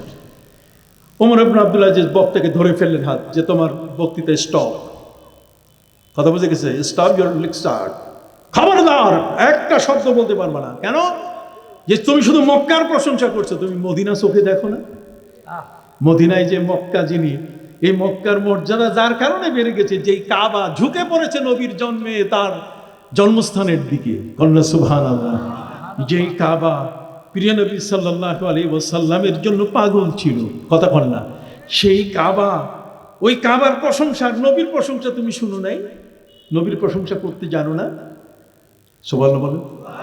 প্রত্যেক বক্তার উচিত কাবার প্রশংসা করলে নবীর প্রশংসা করতে হবে। আল্লাহর আলোচনা করলে তার রসুলের কথাও কি করতে হবে? বলতে হবে। যেহেতু আল্লাহ তাআলা পবিত্র কোরআনের 37টি আয়াতে, কত? সবার বলেন, 37টি আয়াতের মধ্যে আল্লাহ তাআলা যেখানে তার নাম নিয়েছেন যে আমার আনুগত্য করো, সেখানেও তিনি বলে দিয়েছেন যে আমার রসুলের আনুগত্য করো। আল্লাহ নিজে নিজে একা একা কখনো বলেন নাই যে আমার আনুগত্য করো, একা বলেন নাই যে আমার আনুগত্য করতে হলে আমার নবীকে আগে আনুগত্য করতে হবে। মান আতা আর রাসূলা ফাকাত আতা আল্লাহ, আতিউল্লাহ ওয়া আতিউর রাসূলা। আল্লাহকে মানো, আল্লাহ রসুলকেও কি রসুলকে মাইনাস করে আল্লাহ কখনো নিজেকে তিনি বলেন নাই। কিন্তু আজকালকার তৌহিদি জনতা কথা বলেন না, তারা শুধুমাত্র লা ইলাহা ইল্লাল্লাহ নিয়ে আছে, মোহাম্মদ রসুল্লাহকে মাইনাস করে ফেলছে। কতক্ষণ না তারা আমার নবীকে আলাদা করে ফেলেছেন। নো, আমার নবী ছাড়া ঈমান হবে না, আমার নবী ছাড়া ঈমানের কোনো মূল্য নাই, আল্লাহ তাআলাই গ্রহণ করবেন না। বলবেন কেন? কবি বলেছেন খুদা মদ হ্যায় আফরি মুস্তাফা বাস, খুদা মদ হ্যায় আফরি মুস্তাফা বাস, মোহাম্মদ হামিদে হামদে খুদা বাস। আল্লাহ বলেন যে সারা দুনিয়ার সবগুলো যদি নাস্তিক হয়ে যায় আমার কোনো আপত্তি নেই, যদি আমার নবী আমাকে আল্লাহ বলে স্বীকার করে তাহলে আমার এনাফ, আমার যথেষ্ট, আমার নবী আমাকে আল্লাহ বলছে। আর কেউ যদি না বলে তাতে আমার কোনো যায় আসে না। আর আমার নবী বলেন সারা পৃথিবীর সমস্ত মানুষ যদি আমার রসুল্লাহ কেটে দেয়, আমাকে রসুল যদি না মানে আমার কোনো আসে যায় না, যদি আমার আল্লাহ আমাকে রসুল বলে কোলে তুলে নেন। ওয়াকাফা বিল্লাহি শাহিদা, সুবহানাল্লাহ বলেন হুয়াল্লাযী আরসালা রাসূলাহু বিল হুদা ওয়া দীনিল হক লিইয়ুযহিরাহু আলা দ্বীনি কুল্লিহি ওয়াকাফা বিল্লাহি শাহিদা। আল্লাহ যদি আমাকে সাক্ষ্য দেন যে আমি তার রসুল, দুনিয়ার সমস্ত মানুষ যদি রসুল কেটে দেয় তাতে আমার আসে যায় না। আপনি কি বুঝতে পারছেন? এই জন্য ওমর ইবনে আব্দুল আজিজ, দ্বিতীয় ওমর, যেদিন থেকে তিনি ক্ষমতা নিয়েছেন, যেদিন ক্ষমতা তিনি ছেড়েছেন, ক্ষমতা নেওয়া থেকে ক্ষমতা ছাড়া পর্যন্ত এই সময়টায় তিনি জাতির এমন দায়িত্ব পালন করেছেন যে দায়িত্ব পালন করতে গিয়ে তার স্ত্রীর সাথেও দেখা করার সুযোগ হয় নাই। ওমর ইবনে আব্দুল আজিজ তিনি একদিন তার দপ্তরে গেলেন, কেরানি সাহেব কি কি হিসাব নিকাশ করেছেন তার দাপ্তরিক হিসাব নেওয়ার জন্য। আমার ভাষা কি আপনি বুঝতেছেন? আমি তো আপনার এলাকায় ভাষা বলতে পারবো না। সম্মানিত সুধী বন্ধুরা আমার, দপ্তরে তিনি গেলেন, দপ্তরের কেরানি যিনি, কেরানিকে বললেন হিসাবটা দেখাও। কেরানি হিসাব, সেখানে নবী করিম সাল্লাল্লাহু আলাইহি ওয়াসাল্লামের নামেও তো কিছু খরচা হয়েছে, কি বলেন ঠিক না? আপনারা আপনাদের বাড়ি ঘরে কিছু মিলাদ শরীফ, এই অমুক তমুক দান খয়রাত, আল্লাহর নবীর শান মান নিয়ে আলোচনায় বাবদে কিছু টাকা দিয়েছি, এটা হিসাব নিকাশ কেউ কেউ রাখতে পারেন। তো যেহেতু রাষ্ট্রের হিসাব, সেক্ষেত্রে নবী করিম সাল্লাল্লাহু আলাইহি ওয়াসাল্লামের ক্ষেত্রে কতটুকু কি ব্যয় হয়েছে উনি সেটা দেখা শুরু করলেন। যখনই তিনি অডিট শুরু করলেন, পরিদর্শন, অডিট করতে গিয়ে তিনি দেখলেন যে মুহাম্মদ সাল্লাল্লাহু আলাইহি ওয়াসাল্লাম নাম লিখেছে, কিন্তু রাসূলুল্লাহ সাল্লাল্লাহু আলাইহি ওয়াসাল্লামের পরে সাল্লাল্লাহু আলাইহি ওয়াসাল্লাম দরুদ শরীফটা লেখে নেই, শুধু মুহাম্মদ শব্দ লিখেছে, কি লেখে নেই? দরুদ শরীফ লেখে নেই। আছে না অনেকেই দরুদ শরীফ পড়ে না, কতক্ষণ না? হ্যাঁ, মুহাম্মদ সাল্লাল্লাহু আলাইহি ওয়াসাল্লামকে এরপরে রাসূলুল্লাহ সাল্লাল্লাহু আলাইহি ওয়াসাল্লাম আপনি দেখবেন পড়ে না। রসুলই বলেছেন, রসুলের সম্মান, রসুলের ইজ্জত, এগুলো আল্লাহর ওলির দরবার ছাড়া, এগুলো আদবের দরবার ছাড়া কখনো শেখা যায় না। পাশে সোনাকান্দা, পুরকুই, কতক্ষণ না? হ্যাঁ, তারপরে চতুরা দরবার, প্রফেসর আব্দুল খালেক রহমতুল্লাহ আলাইহির মতো ব্যক্তি, আগরতলার রাজা, ওনাকে ডেকেছেন যে হুজুর আপনি একটু আসেন। উনি আমন্ত্রণ পেয়ে অবাক হয়েছেন যে হিন্দু আমরা ডাকবে কেন? আগরতলার রাজা তো আমাকে ডাকার কথা না, আমি তো একজন মুসলিম, আমি মসজিদে যাই, আমি তো আর মন্দিরে যাই না, কি বলেন? আমি তো কোরআন পড়ি, আমি তো আর গীতা পাঠ করি না, অতএব আমাকে ডাকবে কেন? আমাকে তো ডাকার কথা নয়। রাজার আমন্ত্রণে প্রফেসর মাওলানা আব্দুল খালেক রহমতুল্লাহ আলাইহি তিনি চলে গেলেন। যাওয়ার পরে তিনি বললেন, রাজা মহাশয় কি অবস্থা, আপনি কি জন্য ডেকেছেন? উনি বললেন, বাবা আমি আপনাকে ডেকেছি, বহু কিছু চেষ্টা সব শেষ, একটা চেষ্টা আমার মাথার মধ্যে আসছে, সেটা হলো এই যে আমার এলাকায় আজকে বেশ কিছুদিন ধরে কোনো বৃষ্টি নাই, পুকুরের পানিগুলো সব শুকিয়ে গেছে, আমার ঘাট যেগুলো আছে এগুলো শুকিয়ে গেছে, এত প্রচণ্ড রৌদ্র, আকাশে মেঘ নাই, আপনি যদি একটু দোয়া করে দেন, আমার বিশ্বাস, কতক্ষণ না, আমার বিশ্বাস যে আপনি দোয়া করলে বৃষ্টি আসবে। দেখছেন একজন হিন্দু রাজা, তার চিন্তাধারা কেমন। আমি একবার 50 বর্ষপূর্তি উপলক্ষে ইসলামপুর মাদ্রাসা, সিরাজদি খান, মুন্সিগঞ্জ, আমি সেখানে গেলাম। তো সেখানে যাওয়ার পরে আমার বক্তব্য হলো, প্রধান অতিথি ছিলেন একজন হিন্দু মহাশয়, তিনি সংসদ সদস্য, কথা বুঝতে পারছেন, বাবু রঞ্জন দাস। তো রঞ্জন দাস বক্তব্য দিতে গিয়ে তিনি বললেন যে আমি কি বলবো কোরআনের কথা, কি বলবো ইসলামের কথা, যদিও তিনি গ্রহণ করেন নাই, তারপরেও তার বক্তব্যটা ছিল এমন যে আমরা 12 জন মানুষ একটা মাইক্রোতে করে, হাইয়েসে করে আমরা এই মুন্সিগঞ্জ থেকে চিটাগাং যাচ্ছি, বুঝলেন? তো ফেনী পার হওয়ার পরে একজন আল্লাহর ওলির মাজার আছে, সেখানে ড্রাইভাররা গাড়ি চালাইলে একটু আস্তে করে গাড়ি চালায়, একটু সম্মান দেখায়। সম্মানিত সুধী, আমাদের ড্রাইভারকে আমাদের মুসলিম একজন বললেন যে ড্রাইভার সাহেব একটু আস্তে চালান, এটা আল্লাহর ওলির এখানে পাশে শুয়ে আছে, একটু সম্মান, আর কিছু না। ড্রাইভার ছিল পাক্কা ওয়াহাবি, কথা বোঝেন নাই, এটা পাক্কা ওয়াহাবি, এগুলো মানে না, না এগুলো কি, এগুলো কোনো ইসলামে আসে নাকি? গাড়ির স্পিড দিছে বাড়াইয়া। বাবু উনি বলছেন আমি হাইয়েসে বসা আরো 12 জন মিলে কিছু দূর যাওয়ার পরে গাড়িটা একেবারে রাস্তার রোড থেকে উল্টাইয়া নিয়েছে, এমনভাবে দুমড়ে মুচড়ে পড়ে গেল, কারো হাত কাটছে, কারো পা কাটছে, কারো দেহের চামড়া সিলাই গেছে।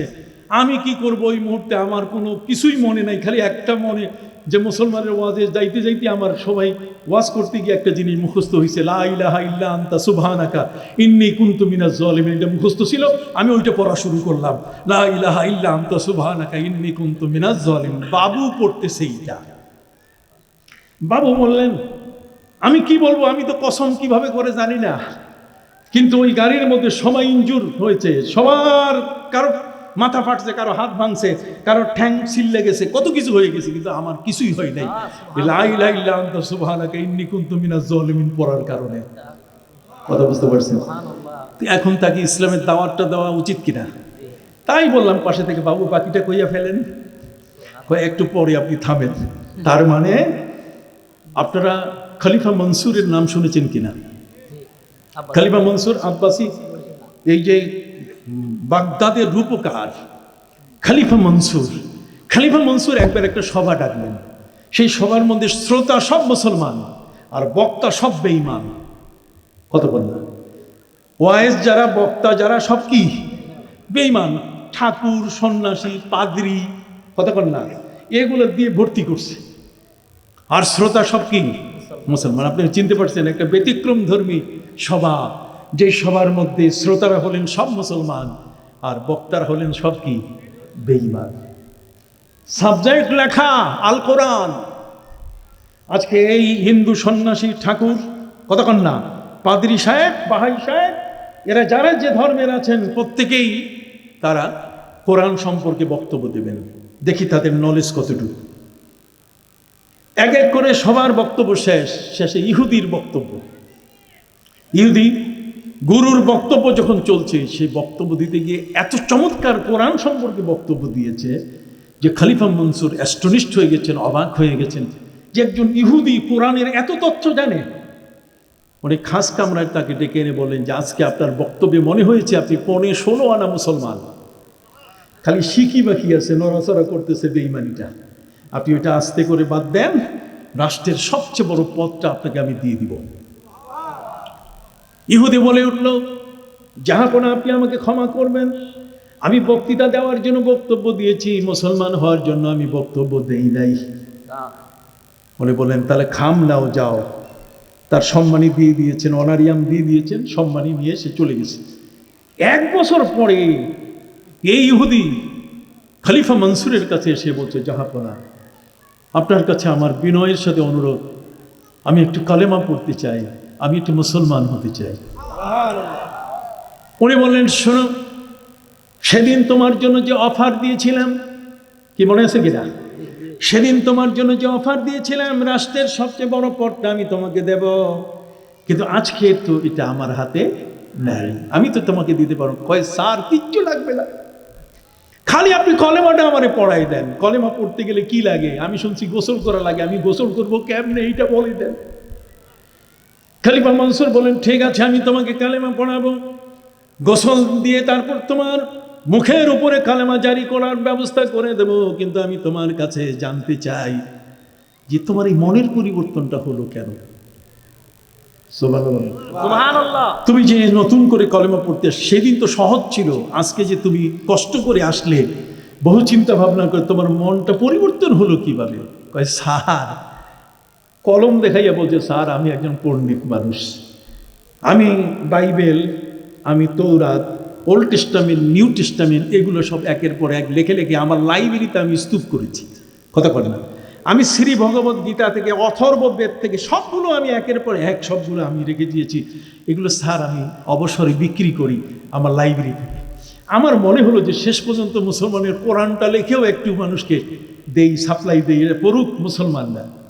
আমি কোরআন লেখা শুরু করলাম, অনেকগুলো কপি হলো, আমি অ্যানাউন্স করলাম, আমি ঘোষণা দিয়ে দিলাম, মুসলমান যারা আছেন আমার লাইব্রেরিতে এখন কোরআন পাওয়া যায়, অতএব আমার কাছ থেকে কোরআন নিলে 75% টাকা দিতে হবে, 25% অফ, তার মানে কমিশন।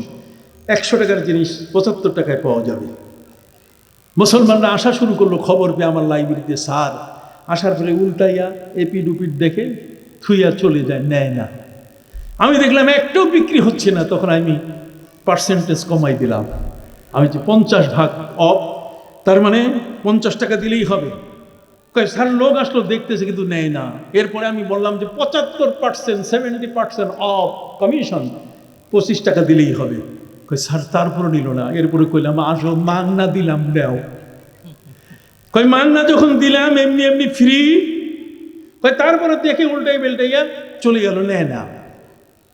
আমি তখন চিন্তায় পড়ে গেলাম, কিরে কাউকে আমি এটা গোছাইতে পারলাম না, কতক্ষণ কাউকে আমি এটা দিতে পারলাম না।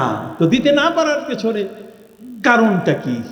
এই সেই কারণটা স্যার আপনাকে বলতে আসছি, আর কলেমা পড়তে আসছি। কেন? স্যার যেই কোরআনটা দেখছে হাতে নিছে, আমি একটা চালাকি করছি। চালাকিটা হলো যে সূরা ফাতিহার একটা আয়াত সূরা বাকারায় ঢুকাই দিছি, আর সূরা বাকারার একটা আয়াত সূরা ফাতিহার মধ্যে নিয়ে আসছি। মুসলমান যেই দেখে সেই কয় যে এটা আমাদের কিতাব না, এই জন্য আর নেয় নাই। স্যার বুঝলাম এই মহাগ্রন্থ আল কোরআন একটা সঠিক গ্রন্থ, এটাই জীবনী গ্রন্থ স্যার। এর চেয়ে পরিশুদ্ধ, পরিশীলিত, এর চেয়ে পরিপক্ক, এর চেয়ে পবিত্র গ্রন্থ পৃথিবীর মধ্যে কি নাই। অতএব স্যার এই জন্যই আমি আসছি, আমাকে কালেমা পড়ে আপনি মুসলমান বানাই দেন। যেন বলেন সুবহানাল্লাহ, হাত উঁচু করে বলেন সুবহানাল্লাহ। ভাইরা আমার, আল্লাহু আকবার, ইয়া রাসূলুল্লাহ, শুভেচ্ছা স্বাগত, শুভেচ্ছা স্বাগত। আমরা আছি সেখানে, ঘরে ঘরে ডালো, ঘরে ঘরে ডালো, ঘরে ঘরে ডালো, ঘরে ঘরে ডালো।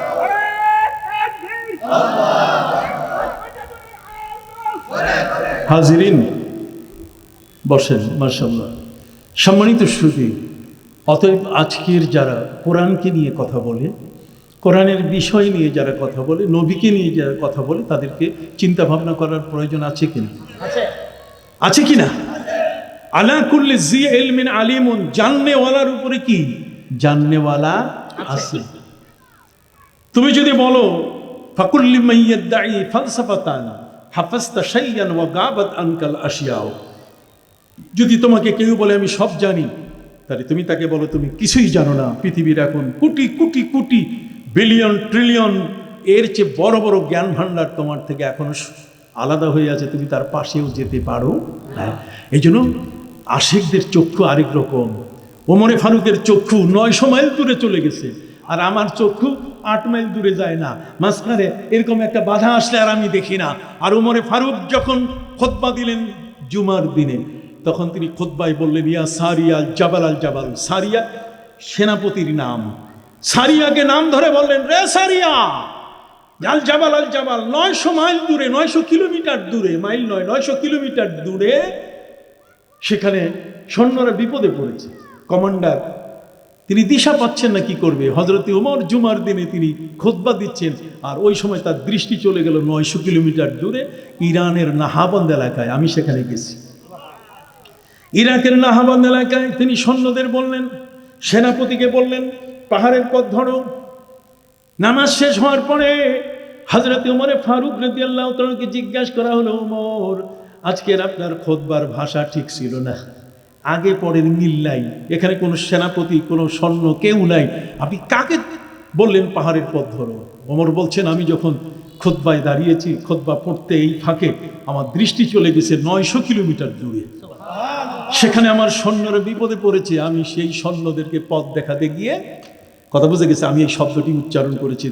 অতএব তারা ফিরে আসুক, জিজ্ঞাসা করো। ফিরে আসার সাথে সাথে জিজ্ঞেস করা হলো, হ্যাঁ, সেদিন উমরে ফারুকের কণ্ঠ আমাদের কানে ভেসে এসেছে।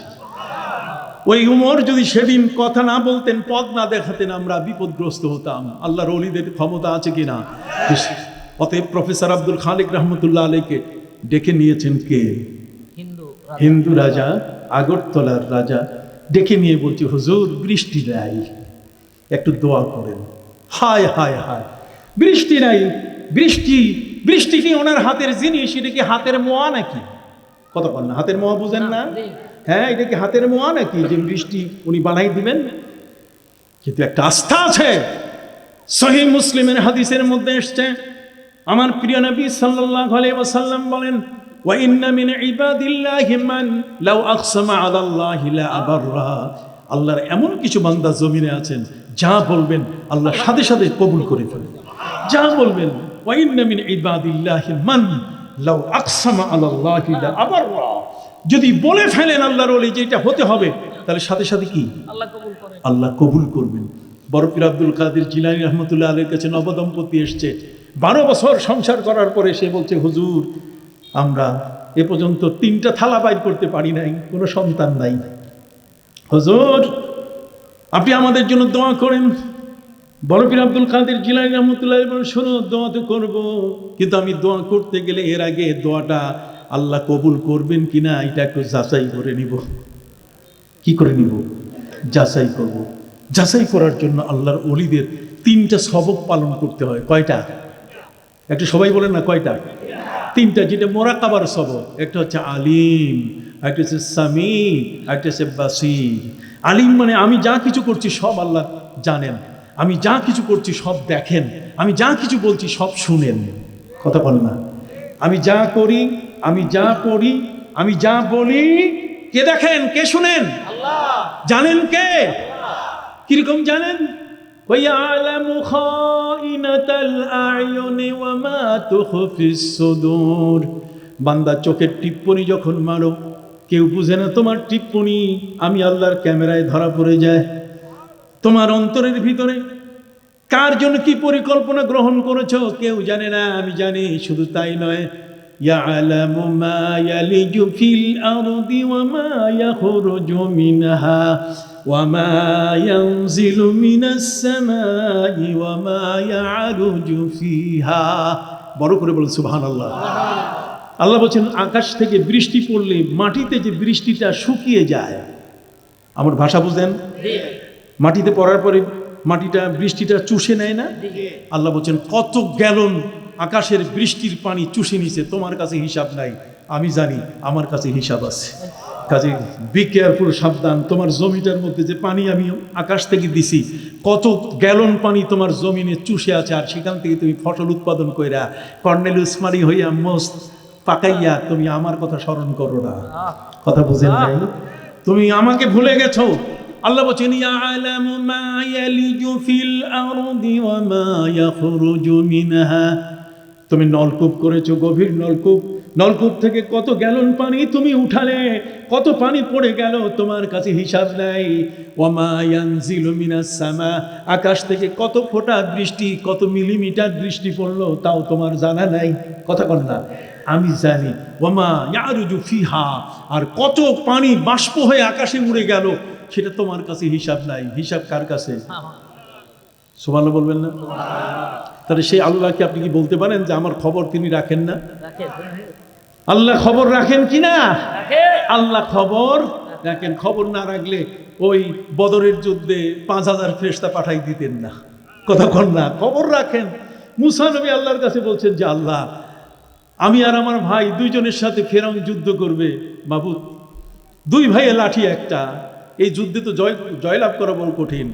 আল্লাহ এখন কি করবো? আল্লাহ বলছেন, যাও, ইযহাব ইলা ফিরআউনা ইন্নাহু তাগা। ফেরাউনের কাছে যাও, স্বৈরাচারের কাছে যাও, ইন্নাহু তাগা, সে সীমা লঙ্ঘন করেছে, তোমাকে যেতেই হবে। মুসা আলাইহিস সালাম বলছেন, যাবো, তার তো 70,000 কমান্ডো বাহিনী, জাদুকর যোদ্ধা আছে, অতএব জাদুকর যোদ্ধার সাথে আমি কি করে পারবো? লাঠি তো একটা। আল্লাহ বলছেন, ভয় করো না, লা তাখাফ ইন্নাকা আনতাল আলা, আমি তোমাকে বিজয় দান করব। তোমার লাঠি শক্তি নয়, আমি তোমার শক্তি। সুবহানাল্লাহ। লাঠি তোমার শক্তি নয়, শক্তি কি? আল্লাহ। জোরে বলেন, শক্তি কে? সম্মানিত সুধী বন্ধুরা আমার, হযরত নবী মুসা আলাইহিস সালাম যুদ্ধ শুরু করলেন। ওদিকে ফেরাউন ঘোষণা করেছিল, মিশরের পল্টন ময়দানে সমস্ত মানুষকে একত্রিত করে ফেরাউন ঘোষণা দিয়েছিল, ইয়া কওমি আলাইসা লি মুলকু মিসর ওয়া হাদিহিল আনহারু তাজরি মিন তাহতি। হে মিশরের মানুষেরা, আজকে আমি চেয়ারে বসে আছি, আমি আজকে একটা বক্তব্য দিব, তোমাদেরকে এটা মানতে হবে। আমার বক্তব্য যদি না মানো, পানিতে মারবো, ভাতে মারবো তোমাদেরকে। তোমাদের পানির স্লুইস গেটের চাবি আমার হাতে, নদীগুলোর পানি বন্ধ করার ক্ষমতা আমার কি হাতে। কয় সেটা কি? আনা রব্বুকুমুল আলা, আমি তোমাদের শ্রেষ্ঠ খোদা। সবাই মিলে দেখছে, পানির ভয় দেখাইছে, খাওয়ার ভয় দেখাইছে, বটে বটে মান্না নিলাম। হযরতে মুসা আলাইহিস সালাম পিছনে ছিলেন। মুসা আলাইহিস সালামের হাতে ছিল কান বরাবর লাঠি। উনি লাঠি উঁচা করে বলছেন, আয় থাম, খবরদার, আর একবার যদি বলো তাহলে লাঠি দিয়ে তোমার পায়ের গোড়ালি সাইজ করে দিব, খবরদার। সেই লাঠিটা আমি দেখে আসছি। আপনি বলবেন যে হুজুর লাঠিটা দেখলেন কই? এটা এখনো মিশরে তুরস্কের তোপকাপি মিউজিয়ামে রাখা আছে। সেখানে হযরতে জাকারিয়া আলাইহিস সালামের পাগড়ি রাখা আছে, হযরতে ইয়াহিয়া আলাইহিস সালামের দস্তান মোবারক রাখা আছে। সেখানে হযরতে ইব্রাহিম আলাইহিস সালাম যে পাতিলে খাবার পাক করে খেয়েছেন সেই পাতিল রাখা আছে। আমার নবী করিম সাল্লাল্লাহু আলাইহি ওয়াসাল্লামের সেখানে দাড়ি মোবারক রাখা আছে। আপনি অবাক হয়ে যাবেন, নবী করিম সাল্লাল্লাহু আলাইহি ওয়াসাল্লামের দাড়ি মোবারক এখনো লম্বা হয়। হায়াতুন নবী, এখনো নবী জিন্দা নবী, এখনো তার দাড়ি লম্বা হয়। সুবহানাল্লাহ বলেন। একটা মানুষ যদি মারা যায় তার তো দাড়ি লম্বা হওয়ার কথা না, কতক্ষণ না। একটা মানুষ যখন চুল কেটে ফেলে, সেই চুলগুলো আপনি রাখেন না 1 বছর, 1000 বছর রাখেন, 1 বিন্দুও সেটা বাড়বে না। কিন্তু আমার নবী সাল্লাল্লাহু আলাইহি ওয়াসাল্লামের দাড়ি মোবারক এখনো বড় হয়। সুবহানাল্লাহ। নবী জিন্দা, নবী কি জিন্দা নবী, ভাই আমার জিন্দা নবী। শুভেচ্ছা, স্বাগত, লাল গোলাপ শুভেচ্ছা, শুভেচ্ছা, স্বাগত। আল্লাহু আকবার। ভাইরা আমার, আপনাদের কষ্ট হচ্ছে? সম্মানিত সুধী, আজকের আপনাদের বিশেষ করে যুবকদেরকে আমি কোরআনের কথা এখনো বলতে পারিনি। কথা বলল, অনেক কথা কোরআন যে জীবনের বাস্তবতা নিয়ে কথা বলে, কথা বুঝতে পারেন, সেই বিষয়গুলো যুবকরা শুনলে অবাক হয়ে যাবে কি কিসের ডক্টর শিব শক্তি। আজ আমিও ইসলামের পথে জীবন উৎসর্গিত করব। সুন্নি জনতার সাথে আমি আছি, যারা ইসলামের জন্য নবীর প্রেম ভালোবাসা নিয়ে বাঁচতে চায় তাদের সাথে আছি। যাদের অন্তরে নবীকে নিয়ে প্রশ্ন, নবীকে নিয়ে কোনো আমলের ক্ষেত্রে যারা বেদাত বলে সমাজকে আজকে ইবাদত থেকে দূরে সরাই দিচ্ছে, কথা বল না, আমি তাদের সাথে কি নাই। বেদাত বলে ইবাদত থেকে সরিয়ে দিচ্ছে। যে হাজিরিন, এ কারণে আমি আপনাদের খেদমতে আরজ করতে চাই, জগতের মধ্যে আমাদের এমন এক মহান রসুল আল্লাহ আমাদেরকে দান করেছেন, যেই মহান রসুলের উম্মত, তাদের আল্লাহ এমন ক্ষমতা দিয়েছেন। আমি আগের ঘটনা বলতেছিলাম, হযরত নবী মুসা আলাইহিস সালাম ফেরাউনের সাথে তর্ক বিতর্কের এক পর্যায়ে ফেরাউন বক্তব্য দিতে যখন লাঠি উঁচা করলো হযরতে মুসা আলাইহিস সালাম, ফেরাউন ওইটা দেখেই ভয় পেয়ে গেছে, কারণ লাঠি হচ্ছে শেষ ঔষধ। কথা বল না, যতগুলো মেডিসিন আছে সবচেয়ে শ্রেষ্ঠ মেডিসিন হলো কি? লাঠি, বাস। কথা বুঝেন নাই? লাঠি হলো সর্বোত্তম মেডিসিন। অতএব যখন হযরতে মুসা আলাইহিস সালাম লাঠি উঁচু করেছেন, এটা আশা বলা হয়েছে, আশা। ওমা তিলকা বিয়ামিনিকা ইয়া মুসা ক্বালা হিয়া আসা। লাঠি, এটা কোরআনের আয়াতের বাংলা অর্থ দেখেন, আসা মানে কি? লাঠি। অতএব এটা লাঠি ছিল। লাঠি তিনি উঁচু করে বলছেন, ফেরাউন থামাও। ফেরাউন হতচক খেয়ে গেছে। হতচক বুঝেন? তার মানে আগে কি বক্তব্য দিছে আর এখন কি দিছে মনে নাই।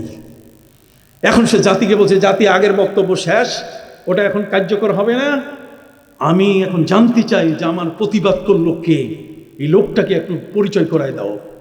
কারণ জনাকীর্ণ বিশাল আয়োজন, সরকারি আয়োজন, তো যত সাপোর্টার সব নিয়ে আসছে। অতএব সম্মানিত সুধী, পিছনের একেবারে শেষে নবী মুসা আলাইহিস সালাম লাঠি উঁচু করছেন, কাজে তাকে দেখতে গেলেও তো একটু পরিচয় পাওয়া দরকার। সবাই বলে উঠলো যে মুসা, যে লোকটা লাঠি দেখিয়েছেন তিনি কে? এখন ফেরাউন বলছে, আহা, এই ফেরাউন মাথায় হাত দিয়ে গালে হাত দিয়ে বলছে, তাকে তো আমার ঘরে আমি পালছি। আমার ঘরে লাগছে মালিক। এখন পালার শব্দ কি দেখেন, আমি পড়ে শোনাই, বিচার করবেন আপনারা, খবরদার আমাকে দোষারোপ করবেন না, বুঝলেন? ওই মুহূর্তে ফেরাউন যে কথাটি বলেছিল, পবিত্র কোরআন মজিদ সেটাকে রেকর্ড করে রেখেছে, সেটাকে অলরেডি টাইম লাইনে রেখে দিয়েছে। সুবহানাল্লাহ বলেন না? রেখে দিয়েছে কোথায়? টাইম লাইনে রেখে দিয়েছে, কোরআনে রেখে দিয়েছে। ওই বক্তব্যটা যেন কেউ মুছে ফেলতে না পারে। আসেন, ফেরাউন কি বক্তব্য দিয়েছে শোনার পরে আপনারা মন্তব্য করবেন, আমি করব না। ফেরাউন সেদিন মন্তব্য করেছিল, আলাম নুরাব্বিকা ফিনা ওয়ালিদা ওয়ালাবিস্তা ফিনা মিন উমরিকা সিনিন। এরে মুসা, তুমি কি ওয়ালিদ ছিলে না? ওয়ালিদ মানে ছোট্ট শিশু, তার মানে তোমার কি মিলাদ, জন্মের পরে তুমি কি আমার ঘরে বড় হও নাই? ছোট থেকে তোমাকে কি বড় করি নাই? মিলাদ মানে জীবন বৃত্তান্ত। ফেরাউন এখন তার লালন জীবন বৃত্তান্ত বলা শুরু করলো। তাহলে মুসা নবীর যদি জীবন বৃত্তান্ত কোরআনে বর্ণনা করা হয়, তাহলে আমার নবীর মিলাদ পড়তে কি বাধা আছে? হাত উঁচু করে বলেন, বাধা কি আছে? ওই বোকারা এগুলো পড়ে না, এই আয়াতের সাথে তাদের কোনো সম্পর্ক নাই। কোরআন বলছে, আলাম নুরাব্বিকা ফিনা ওয়ালিদা, ওয়ালিদ মানে ছোট্ট শিশু, এই যে কোলে নেয়, তার মানে তাকে ওই নদীর থেকে তুলে কোলের মধ্যে নিয়েছেন তার স্ত্রী আসিয়া। কথা কন না? তার আসিয়া তো হযরতে মুসা আলাইহিস সালামের প্রতি ঈমান আনছেন। কথা বুঝে গেছে? বারবার ফেরাউন বলছে যে আমি ভয় পাচ্ছি, আমার জ্যোতিষীরা বলছে একটা ছেলে এইটাই শেষ করবে আমারে, এটা বোধহয় ওই। কয় না না না, আশা আইয়ান ফানা, এটা আমাদের উপকারে আসবে, যেহেতু থুতু মুখে তার থুতু আমার মেয়েকে লাগাই দেওয়ার সাথে সাথে সে সুস্থ হয়ে গেছে, কাজে এটা থাক, এটা তোমার ক্ষতি করবে না। কিন্তু এটাই যে শেষ পর্যন্ত তার কাল হয়ে দাঁড়াবে, এটা সে বুঝতে পারে নাই। মুসা আলাইহিস সালাম লাঠি উঁচু করেছেন যে তোমাকে কিন্তু পায়ের গোড়ালি সাইজ করব। ফেরাউন বলছে, আমি কি তোমাকে দুধ খাওয়াই নাই, ভাত খাওয়াই নাই, তোমার মায়ের কি মাসওয়ারা দেই নাই? ফেরাউন বলছে, তিলকা নি'মাতুন তামান্নুহা আন আবাদতা আলাইয়া বনি ইসরাইল, তুমি কি বনি ইসরাইলের কাছে আমার এই কথা বলে তোমার খোদাই তুমি প্রতিষ্ঠিত করতে চাও? এবার ডবল পিটান হবে। কথা বল না, পিটান হবে কি? ডবল। ফেরাউন বলছে, জনগণ আজকে আর খোদাই দাবি নাই, আজকে এই পর্যন্ত স্টপ। আগে মুসার সাথে আমার যুদ্ধ হবে, সেই যুদ্ধে যে জয়ী হবে সেই খোদা হয়ে যাবে। মুসা আলাইহিস সালাম বলছে, নাউজুবিল্লাহ, আমি খোদার আসনে কোনোদিন দাবি করি, আমি একজন খোদার গোলাম। কথা বুঝেন নাই? ঠিক আছে। ফেরাউন বলল, মুসা তোমার সাথে যুদ্ধ হবে, কবে বলো? মুসা নবী বলছেন, তুমি বলো, এখন যদি হয় আই এম রেডি, আমার কিচ্ছু দরকার নাই, আমার কোনো ফৌজ ডাকা দরকার নাই, আমার অস্ত্র আমার সাথে আছে, আর সেই অস্ত্রটার নাম কি? লাঠি। কথা বুঝতেন নাই? আমার ওই কার্তুস গুডাউন থেকে আমাকে সেখান থেকে কার্তুস আনতে হবে, আমার সেখান থেকে কি বলেন মেশিন গান আনতে হবে, এসলার আনতে হবে, আমার রাইফেল আনতে দরকার নেই, আমারটা আমার সাথে কি? কাজে বলো 1 1 2 2 3 এখনই শুরু হোক। ফেরাউন বলছে, না, ইয়াউমুজ্জিনা, তোমার আমার এই যুদ্ধ এককভাবে হলে হবে না, বরং মেলার দিনে সব আপামর জনগণ একসাথে একত্রিত হবে, সেইখানে তোমার সাথে যুদ্ধ। মুসা বলছেন, আলহামদুলিল্লাহ, সেটা আমিও চাই। লক্ষ মানুষের জনতা একত্রিত হয়ে গেল। ফেরাউন মঞ্চ তৈরি করলো যে আজকের যুদ্ধ হবে মুসার সাথে। মুসা আলাইহিস সালাম আল্লাহর কাছে বললেন, মাবুদ, তার 70,000 জাদুকর যোদ্ধা আর আমার বড় ভাই আর আমি দুইজনে মিলে লাঠি কয়টা? জোরবেন লাঠি কয়টা? কাজে মাবুদ, আমরা তো শেষ। আল্লাহ বলছেন, না, তোমরা তো আমার চোখে চোখে আছো, কিন্তু একটা পলিসি তোমাকে শিখাই দিই, সেটা হলো ফেরাউনের সাথে যদি কথা হয় তাহলে ওয়াকুলা লাহু কাওলান লাইয়িনা, নম্রভাবে কথা বলবা, কারণ তোমার হাতে লাঠি, আবার উল্টাপাল্টা করলে তুমি লাগাই দাও, খবর এটা লাগাই দিও না। সুবহানাল্লাহ বলেন। তুমি তো হান্ডার পাইলে ডান্ডা লাগাবা, কথা বল না? তোমার হাতে কি আছে? হান্ডার। অতএব হান্ডার পাইলে তুমি কি লাগাবা? ডান্ডা লাগাই দিবা। খবরদার, ওয়াকুলা লাহু কাওলান লাইয়িনা, তুমি মিঠা ভাষায়, মিষ্টি ভাষায়, কোমল ভাষায় কথা বলবে। ফেরাউন বলছে, মুসা তুমি আগে না আমরা আগে? যুদ্ধ শুরু করব। মুসা বলছেন আমি তো যুদ্ধ কখনো ঘোষণা করি নাই, তুমি করেছো, কাজে তুমি করো। ফেরাউন তার 70,000 জাদুকরকে বলল শুরু করো, যুদ্ধ শুরু করো। 70,000 জাদুকর, জাদুর বাঘ, জাদুর ভাল্লুক, জাদুর বড় বড় সাপ তৈরি করে করে মুসা আর হযরতে ফেরাউন তাদের দিকে যখন নিক্ষেপ করা শুরু করলো, মুসা আলাইহিস সালাম দেখি ভয় পেয়ে গেলেন। ফাওজাসা ফি নাফসি খিফা, তিনি ভয় পেয়ে গেলেন। তিনি আল্লাহর কাছে বললেন যে আল্লাহ, এ তো খাইয়ে ফেলবে আমাদেরকে। আল্লাহ বলছেন না, ওয়ালকে মা বিয়ামিনিকা, তোমার ডাইন হাতে যে লাঠিটা আছে ফেলে দাও মাটিতে। ফাইদা হুয়া সুবানুম মুবিন, সেটা বিশাল অজগর হয়ে যাবে। আর কিতাবের মধ্যে লেখা হয়েছে সেই লাঠিটা অজগরের রূপ যখন ধারণ করে তখন 3.5 মাইল লম্বা হয়ে গেছে। এই মুখটাই বড় উঁচা। ফেরাউনের পুরো মঞ্চ যখন শ্বাসে টানা শুরু করছে, ফেরাউন বলছে যে এইবারে তো কিয়ামত হয়ে গেছে। তখন সে পয়াকার পা পালায় গেল। 70,000 জাদুকর জাদুর তারা সাপ বানিয়েছে, কিন্তু এত বড় সাপ তারা কখনো দেখে নাই। অতএব 70,000 সবগুলোই বেহুশ হয়ে মাটিতে পড়ে গেল।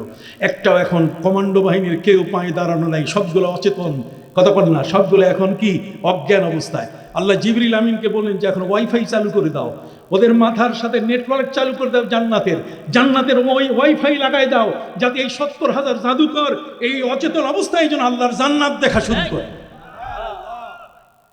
দেখেন আল্লাহর পলিসি কি চমৎকার। এগুলো ওয়াজ শুনবেন, ওয়াজ না শুনলে আপনার পথ পাবেন না। উদু ইলা সাবিলি রাব্বিকা বিল হিকমাতি ওয়াল মাউইজাতিল হাসানা ওয়াজাদিলহুম বিল্লাতি হিয়া আহসান। ঈদগাহ ময়দানের আজকে এত সুন্দর এই বিশাল আয়োজন, এটার পেছনে একটি মাত্র কথা, আমরা যেন সবাই আল্লাহকে চিনি, তার রসুলের মহব্বতে যেন জীবন উজাড় করে দেয়। লা ইউমিনু আহাদুকুম হাত্তা আকুনা আহাব্বা ইলাইহি মিন ওয়ালিদিহি ওয়া ওয়ালাদিহি ওয়ান নাসি আজমাইন। সুবহানাল্লাহ, সুবহানাল্লাহ। সম্মানিত, শুধু আপনাদের কি কষ্ট হচ্ছে বাপ? কষ্ট হয় না? কষ্ট হয় না? কত কথা, কত কথা, কথার শেষ নেই। আমি আপনাদের খেদমতে আরজ করতে চাই, হযরতে নবী মুসা আলাইহিস সালামকে আল্লাহ বললেন ছেড়ে দাও। লাঠি ছেড়ে দেওয়ার সাথে সাথে কি হয়ে গেছে? অজগর। উনি তো আল্লাহ জিজ্ঞেস করছে ওমা তিলকা বিয়ামিনিকা ইয়া মুসা, মুসা তোমার হাতে কি? মুসা বলছে লাঠি। এবার আল্লাহর সাথে কথা বলা শুরু করছে, আতাওয়াক্কাউ আলাইহা ওয়া আহুশু বিহা আলা গানামি ওয়ালিয়া ফিহা মাআরিবু উখরা। কয়টা দিয়ে আমি ছাগল চড়াই, এটা দিয়ে আমি গাছ বানাই, এটা দিয়ে পানি তুলি, লাঠি আমার বহু কাজে আসে। কিন্তু মুসা কন্যাই যেটা দিয়ে সাপাং দেই, কথা কন্যা সাপাং বুঝেন তো? ওই যে একটা দিলে 100 আন্ডার মজা, কথা বুঝে গেছে? এক ডান্ডাই কি 100 আন্ডার মজা। হযরতে নবী মুসা আলাইহিস সালাম যখনই ছেড়ে দিলে অজগর হয়ে গেল সেটা। আর সে অজগর হওয়ার পরে ফেরাউন তো পালায় গেল। 70,000 জাদুকর কমান্ডো বাহিনী সবগুলো এখন অচেতন অবস্থায়। আল্লাহ তাআলা জিবরিল আমিনকে বললেন যে এখন নেটওয়ার্কটা কার সাথে? জান্নাতের সাথে। এই 70,000 জাদুকর এরা আল্লাহর জান্নাত দেখা শুরু করলো। জান্নাত দেখার পর্ব যখন শেষ হয়ে গেল, তখন আল্লাহ তাআলা বললেন জিবরাইল তুমি তাদেরকে জেগে উঠাও তো। সবগুলোকে যখন জেগে উঠানো হলো, সবগুলো যখন অজ্ঞান অবস্থায় চেতনে চলে আসলো, তাদের মধ্যে যেমন জাগ্রত অবস্থা চলে আসলো, তখন একসাথে সবাই মিলে স্লোগান দিয়ে দিল ফাউলকিয়া সাহারাতু সুজ্জাদা। সবগুলো সেজদায় পড়ে গেল এবং তারা বলা শুরু করলো ক্বালু আমান্না বিরব্বি হারুন ওয়া মূসা, আমরা মূসা এবং হারুনের রবের উপর ঈমান আনলাম। দেখছেন নেটওয়ার্ক কারে কয়, ওয়াইফাই কারে কয়। আল্লাহর ওয়াইফাই কি এটা লাইন যায়? কতক্ষণ না, এটা নেটওয়ার্ক বিচ্ছিন্ন হয় না। পুরা জান্নাতের সিনারি 70,000 জাদুকর দেখে ফেলেছে। অতএব এখন তারা কখনো ফেরাউনের পক্ষে যাইতে পারে না। 70,000 এক নিমিষে চলে আসলো কার পক্ষে? সবাই কথা বলে না, কার পক্ষে? হযরতে নবী মুসা আলাইহিস সালামের পক্ষে আসার কারণে মাথায় হাত পড়ে গেল ফেরাউনের।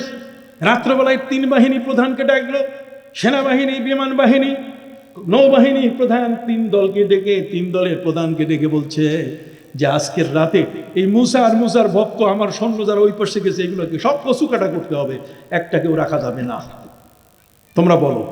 3 বাহিনীর প্রধান বলো স্যার জো হুকুম জাহাপনা, আপনি যা বলবেন তাই হবে, কিন্তু স্যার একটা বাঁশি লাগবে, যে বাঁশিটা ফু দিলে আমরা বুঝবো, আমার সৈন্যরা বুঝবে যে স্যার বাঁশি বাজাই দিছে, কাটা শুরু করবো, মুসলমান কাটো।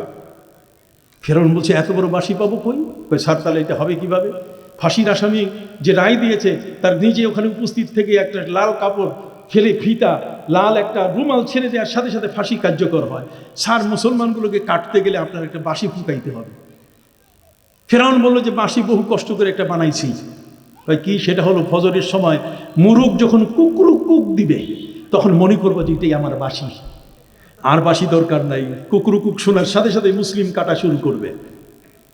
হযরতে নবী মুসা আলাইহিস সালাম তিনি সেজদায় পড়ে গেলেন। সেজদায় পড়ে তিনি কাঁদা শুরু করলেন, মাবুদ, আল্লাহ ডাক দেন, কি হয়েছে? কয় কুকুর কুক পর্যন্ত আসি। আল্লাহ বলছেন, না রে মুসা, তুমি কুকুর কুক পর্যন্ত নও, আজকে আমি মিশরের সমস্ত মুরুগের উপরে নোটিশ করে দিয়েছি, ওরা কুকুর কুক দিবে না। যারা বলে সুবহানাল্লাহ, ওরা কি দিবে না? কুকুর কুক দিবে না। কোরআন পড়েন, কোরআনের পাশে আসেন, কোরআনকে নিয়ে এগিয়ে যান, কোরআন বুকে রাখেন, নবীর মহব্বতটা বুকের ভিতরে ঢুকান, তখন দেখবেন সব সহজ। কি বলেন, ঠিক কিনা? আর যখনই আপনি বলবেন এটা বেদাত, ওইটা দাঁত, কথা কন না, এটা যাবে না, ওইটা যাবে, এত কিছু করার জন্য আপনাকে পাঠানো হয়নি। হালাল হারামের ফয়সালা 1400 বছরে হয়ে গেছে। আপনার নতুন মৌলবীর ফতুয়া আমাদের দরকার নাই, হয়ে গেছে। আপনার চেয়ে বড় বড় পণ্ডিতরা আগেই সব শেষ করে ফেলছে। আর এর চেয়ে বড় বড় পণ্ডিতরা এই বিষয়গুলো নিয়ে অবশ্যই চূড়ান্তভাবে সব কিছুই তারা বলে গেছেন। কাজী আল্লাহর ওলি পৃথিবীর মধ্যে তারা এমন, হযরত মুসা আলাইহিস সালামের সেই কথাটির আলোকে বলতে চাই, আল্লাহ তার বন্ধুদের সাথে সবসময় কি থাকেন। প্রফেসর আব্দুল খালেক রহমতুল্লাহ আলী চলে গেছেন আগরতলায়, মনে আছে কিনা? সেখানে যাওয়ার পরে এরপরে আগরতলার রাজা তিনি দোয়া চাইলেন। হায় হায় হায়, একজন অলির কাছে একজন হিন্দু মানুষ দোয়া চায়। এই ভারতের মধ্যে একজন আল্লাহর অলি ছিলেন যার নাম হলো বাহলুল। নাম কি? আবার বলেন, কি নাম? শাহ বাহলুল। শাহ বাহলুল, ওনার কাছে রানী এলিজাবেথ, ইংল্যান্ডের রানী এলিজাবেথ চিঠি লিখছে, হুজুর 12 বছর হয়ে গেল, বাচ্চা কাচ্চা নাই, আপনি একটু দোয়া করে দেন। কথা বুঝতে পারছেন? তো উনি বললেন, দোয়া? এটা কেমন করে তোমার জন্য দোয়া করবো? দোয়া পাঠাবো কেমনে? তুমি ইংল্যান্ডে আর আমি ভারতে, আর তুমি দোয়া চাইছো, এই দোয়াটা তোমার কি কাজে লাগবে? তুমি পাইলা কই যে দোয়া দিতে হবে, দোয়া দিলে বাচ্চা হয়, এটা পাইলা কই? কয়, এটা পাইলাম যে আল্লাহ তাআলা এই পৃথিবীর মধ্যে কিছু কিছু মানুষকে বাচ্চা দিয়েছেন, যেমন হযরতে জাকারিয়া আলাইহিস সালাম, তিনি আল্লাহর কাছে জামার হাতা কাছাইছে, জামার হাতা কাছাইয়া মাথার পাগড়ি খুলে আল্লাহকে বলছে, রব্বি ইন্নী ওয়াহানাল আযমু মিন্নী ওয়াশতাআলার রাসু শাইবা। আল্লাহ, আপনি দেখেন আমার হাতের গোশত নাই, হাড়গুলা আর চুল দেখেন সব পাইকে গেছে। ফাহাবলি মিন লাদুনকা ওয়া লাম আকুম বিদুআইকা রব্বি শাকিয়া, কোনোদিন আপনার কাছে দোয়া করে আমি ব্যর্থ হই নাই, কাজে ফাহাবলি ওয়ালিয়া, একটা নেককার সন্তান দেন না। সুবহানাল্লাহ। হায় হায় হায়, কি চমৎকার আবেদন! আল্লাহু আকবার। নিজের জামার হাতা কাছাইয়া অভিনয় আল্লাহর কাছে, বান্দা ফাইল্লাম তাবকু ফাতাবাকু, যদি কান্না না আসে তাহলে কান্নার ভান করো। সুবহানাল্লাহ বলেন। ফালিয়াদহাকু কালিলান ওয়ালিয়াবকু কাসীরা, খবরদার হাসো কম, কাঁদো কি বেশি। কান্না না আসলে কান্নার ভান করো। ওলি নিজে তিনি অভিনয় করলেন, তার মানে তিনি আল্লাহকে খুশি করার জন্য। আল্লাহ কি জানেন না যে জামার ভিতরে তার যে হাতের মধ্যে গোশত নাই, হাড় ঝিরঝিরে বৃদ্ধ, এটা কি আল্লাহকে জানেন না? আল্লাহ কি, আল্লাহ জানেন কি না? তারপর দেখাইছে কাকে? আল্লাহকে। তো আল্লাহকে যখন দেখাইছে, তো আপনি একটু দেখেন না, দুইখান হাত তুলে, আল্লাহ রব্বানা আতিনা ফিদ দুনিয়া হাসানা। ওই মৌলবী কয় দোয়া নাই, ওই হাত উঠাবে না, বোকা এটা আল্লাহর কাছে হাত তুলে না। কতক্ষণ না? এমন মৌলবী আছে না আমাদের মসজিদে? আছে কি না? এই মৌলবীদের রাখবেন না, খবরদার। যে আল্লাহর কাছে হাত পাততে জানে না, সে আপনার জন্য কি করবে? কতক্ষণ না? সম্মানিত সুধী, হাত ইজা রাফাল আবদু ইয়াদাইহি ইলাল্লাহ, কথা বলছে, যখন কোনো বান্দা হাত তুলে আল্লাহর কাছে মুনাজাত শুরু করে, ইয়ামদিমুল্লাহু আইয়ারুদ্দা ইয়াদাইহি সাফরান খায়বাতাইন, আল্লাহ খালি হাত ফিরাই দিতে লজ্জা করেন। হ্যাঁ, আপনার হাতের চেয়ে আল্লাহর লজ্জা বড় না? কথা বলে না কেমন জানি? আপনার হাতের চেয়ে আল্লাহর লজ্জা বড় কিনা? তাহলে আল্লাহর লজ্জা যদি বড় থাকে, তাহলে আমার হাত উঠাইতে লাভ কি? এটা হাত উঠাইতে বাধা কোথায়? এই জন্য হাত তুলে ফরিয়াদ করে, कोई नहीं तेरे सवा, कोई नहीं तेरे सवा, फरियाद मेरा सुन ले, भेज दो मुझको खुदा, मैं भिखारी तेरे लिए। সুবহানাল্লাহ বলেন। যে আল্লাহ, আমার কাছে কিছু নাই, তুমি ছাড়া আমি ভিক্ষার হাত তোমার দরবারে পেতেছি। আল্লাহ বলছেন আমি এই বান্দাকে খালি হাতে ফিরাই দিতে পারি না। সুবহানাল্লাহ বলেন। সম্মানিত সুধী, শাহ বাহলুলের কাছে রানী এলিজাবেথ চিঠি লিখেছে যে আপনি আমার জন্য দোয়া পাঠাই দেন। উনি বলেন দোয়া পাইলা কই? তো আপনাদের কোরআনে আছে হযরত জাকারিয়া আলাইহিস সালাম দোয়া করছেন আল্লাহর কাছে, হুনালিকা দা জাকারিয়াল মেহরাব। কথা কর না, আল্লাহ দোয়া কবুল করে বলেছেন ইয়া জাকারিয়া ইন্না নুবাশশিরুকা বিগুলামিন ইসমুহু ইয়াহইয়া লাম নাজআল লাহু মিন ক্বাবলু সামিয়া। দিয়ে দিলাম যা তোমাকে মায়ের গর্ভে জাকারিয়া, তোমার স্ত্রীর গর্ভে ইয়াহইয়া নামে একটি সন্তান দিয়ে দিলাম। আল্লাহ দিতে পারেন কিনা? হযরতে নবী ইব্রাহিম আলাইহিস সালাম যখন বার্ধক্যে 116 বছর বয়স, তখন 9 জন ফিরিস্তা তার কাছে আসছে। কয়জন? 9 জন ফিরিস্তা আসছে। উনি ফিরিস্তা তো মানুষের রূপ নিয়ে আসছে। উনি বললেন তোমরা একটা করো, একটা বড় ষাঁড় বিইজলিন হানিস, এটারে ভুনা করো, ফ্রাই করো। বাবুর্চিরা সব ফ্রাই করে দস্তরখানি বিছায় রেখেছে। 9 জন জওয়ান মেহমানকে ডেকে বলছে এরা বোধহয় সবাই খাবে, একেবারে খাবার শুরু করলে ডাইন বাম দেখবে না। কিন্তু এখানে আসার পরে অবাক হয়ে গেলেন তারা। হযরতে নবী ইব্রাহিম আলাইহিস সালাম দেখলেন যে কেউ হাত বাড়াচ্ছে না, এই সুন্দর খাবারে কারো জিহ্বা থেকে পানিও পড়তেছে না। নবী ইব্রাহিম জিজ্ঞেস করলেন কি হয়েছে? কয় আমরা তো উপর থেকে আসছি, আমরা তো এই দেশের না, আমরা তো আসমান থেকে আসছি, উপর দেশ থেকে আমরা আসছি, আমরা ফিরিস্তা। আপনাকে দুটো মেসেজ দিতে আসছি, একটা গুড নিউজ, একটা ব্যাড নিউজ। গুড নিউজ হচ্ছে এই যে 116 বছর আগে আল্লাহর কাছে আপনি সন্তান চাইছেন, 116 বছর পরে আল্লাহ মঞ্জুর করছেন। আপনার ওয়াইফকে কন যেন প্রস্তুতি নেয়, বাচ্চা হবে। উনি স্ত্রীকে ডাক দেয়, বলে ঘরণী। স্ত্রী তারে কয় কি? ঘরণী। ঘরণী মানে ঘরের বউ। ডাক দেয় ঘরণী, দৌড়াই আসছে হযরত ইব্রাহিম আলাইহিস সালামের স্ত্রী। কয় হুনছো? কয় কি? কয় কি? তোমার পেটে বাচ্চা আসতেছে। সাথে সাথে উনি মিসকি হেসে দিলেন। ফাদাহিকাত, তিনি হাসি দিয়ে দিলেন। দাহিকাত, তিনি হেসে দিয়ে বলছেন ক্বালাত আলিদু ওয়া আনা আযুযু ওয়া হাদা বালি শাইখা ইন্না হাদা লাশাইউন আজীব। উনি বলছেন আমি সন্তান জন্ম দেব কি করে হয়, আমার স্বামীটা তো বুড়া। হাজা বালি শাইখা, শায়েখ হইতে গেলে এখানে মানুষের জীবনের 8টা পরিবর্তন আছে। তুফুলিয়াত, সাবিয়াত, শাবিয়াত, মোরাহিকিয়াত, শাইখকিয়াত, হেরামিয়াত, ফানিয়াত। এগুলো ব্যাখ্যা করলে ঘন্টার পর ঘন্টা চলে যাবে। সম্মানিত শুধু শায়েখ মানে বৃদ্ধ, অতিশয় বৃদ্ধ। এই স্বামী তা আমার গর্ভে কিভাবে সন্তান দেবে? অতএব হাজা শাইউন আযীব, এটা আজব একটা ঘটনা। আল্লাহর ফেরেশতারা বলছে কি কও তুমি? ক্বালু ওয়া তা'জাবিনা মিন আমরিল্লাহ। আল্লাহ যদি চান তাহলে মরা গাঙ্গে নাও ভাসাতে পারেন কি না? আল্লাহ যদি ইচ্ছে করেন তাহলে কুন ফায়াকুন দিয়ে আনতে পারেন। অতএব দুটো মেসেজ, একটা গুড নিউজ, হযরত নবী ইব্রাহিম আলাইহিস সালামের ঘরে সন্তানের আগমন হচ্ছে। এটা কি মিলাদ নয়? জোরে বলে, এটা কি মিলাদ নয়? আগমন নয়। ইসমাইল এবং ইসহাক আলাইহিমুস সালামের কি আগমন নয়? আলহামদুলিল্লাহিল্লাযী ওয়াহাবা লি আলাল কিবারি ইসমাঈল ওয়া ইসহাক ইন্না রাব্বী লাসামিউদ দুআ। আল্লাহ অতিশয় দোয়া শ্রবণকারী। বান্দা দোয়া করতে জানে না, দোয়া থেকে দূরে আমাদেরকে ট্যাবলেটে নিয়ে গেছে, ডিসপেন্সারিতে নিয়ে গেছে। কথা বল না, আমরা নির্ভরশীল হয়ে গেছি ওদের উপরে। পীরের দরবারে অলিদের কাছে যায় না, ভালো মানুষের কাছে যায় না। আগে তো হুজুর একটু পানি পড়া দেন, আগে বলতো যে একটা কাইতন পড়া দেন, একটু তেল পড়া দেন। ওই মৌলবীরা বলছে এগুলো জায়েজ নাই, জায়েজ নাই, এগুলো জায়েজ নাই, জায়েজ নাই কইতে কইতে একটা সব শেষ পর্যন্ত বলছে খাতনাও করা জায়েজ নাই। কথা বুঝেন নাই? একটার পর একটা সব বাদ দিয়ে দিবে, দুনিয়ার মধ্যে কিছুই রাখবে না। আপনি কথা বুঝতে পারছেন? এই জন্য ভাইদের খেদমতে আরজ করি, দোয়ার একটা গুরুত্ব আছে কিনা? 150 আয়াত আছে কোরআনে দোয়ার পক্ষে। হাত তুলে না, কি হাত তুলে না। হযরত জাকারিয়া আলাইহিস সালাম দোয়া করেছেন সন্তানের জন্য, আল্লাহ দিয়েছেন কিনা? রানী এলিজাবেথের খবর আছে, দোয়া করলে পাওয়া যায়। দোয়া করলে কি? উনি বলছেন বেশ ভালো কথা, তাহলে তুমি যদি দোয়াই চাও তাহলে আমার একটা শর্ত আছে। শর্ত হলো তোমার ইংল্যান্ডের মধ্যে সেখানে কি কোনো মসজিদ আছে? কয় নাই।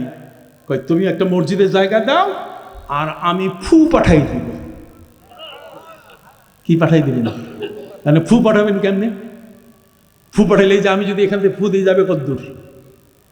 আজকে ওই হুজুরের বাসায় আমার খাবার শেষে আদর করে 1 গ্লাস দুধ খাওয়াইছে, পরে আরো ঢাইলা দিছে। দুধে একটু চিনি খাইতে চাইছে, ওনারা একটা বাতাসা দিছে। কি দিছে? বাতাসা। বাতাসা এখনো শেষ হয়নি। কথা বুঝেন? এই বাতাসা। উনি বললেন যে আমি এই বাতাসা যেটা সাদা রঙের, ওই বাতাসার মধ্যে আমি ফু দিব, ওই ফুটা তোমার কাছে চলে যাবে। বাতাসা খাইলেই তোমার গর্ভে সন্তান আল্লাহ যদি কবুল করেন তাহলে আসবে। সম্মানিত শুধু সেই বাতাসা খাইয়া তার সন্তান তার গর্ভে আসছে।